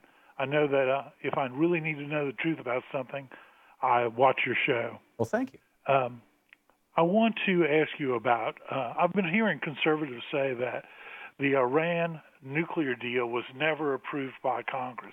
Can you shed some light on that for me? I believe that Congress approved it. In fact, I'd be astonished if Congress didn't. Although, I don't know. Carl, I don't know. But whether it was approved by Congress or not, the Constitution puts foreign affairs, the ability to negotiate treaties with foreign governments and things that involve commerce with foreign countries, squarely in the Article 2 bailiwick. They're the province of the executive branch of the president. It's the president who negotiates foreign deals, not Congress. Congress, if there's a treaty, the Senate ratifies them. The House of Representatives has nothing to do with any of the above. So it wouldn't even be Congress that would approve it. If it was a full-out treaty, then it would have to be approved by the Senate. And I frankly don't know if the Iran deal, if it was written as a treaty between the United States and these other countries and Iran, or if it ran through the UN, and in which case, it was just the executive branch. And that's a good question. But regardless, this is something that is making the world safer, making us safer. It's making Iran safer. It's making the region safer.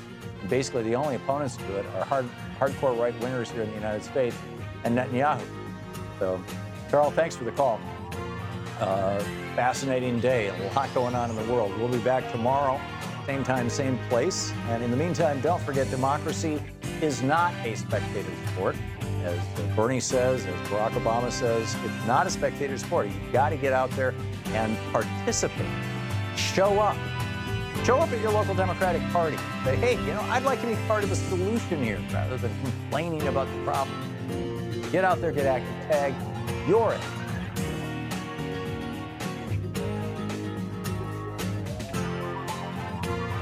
You've been listening to Thom Hartmann. For audio and video archives, visit thomhartmann.com.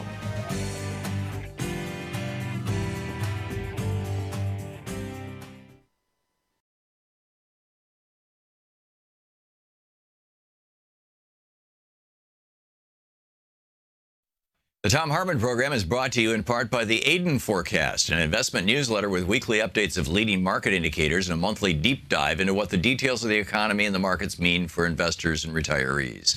On the web at aidenmarkets.com. Wines have some of the highest pesticide levels in our food chain. This hour brought to you by ecowine.com.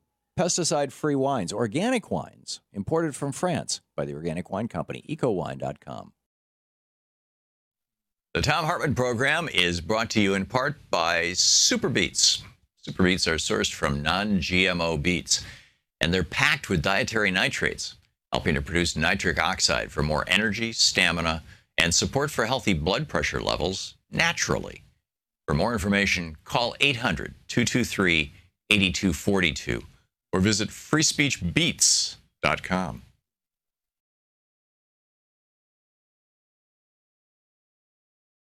I'm Nina Turner, and you're watching Free Speech TV.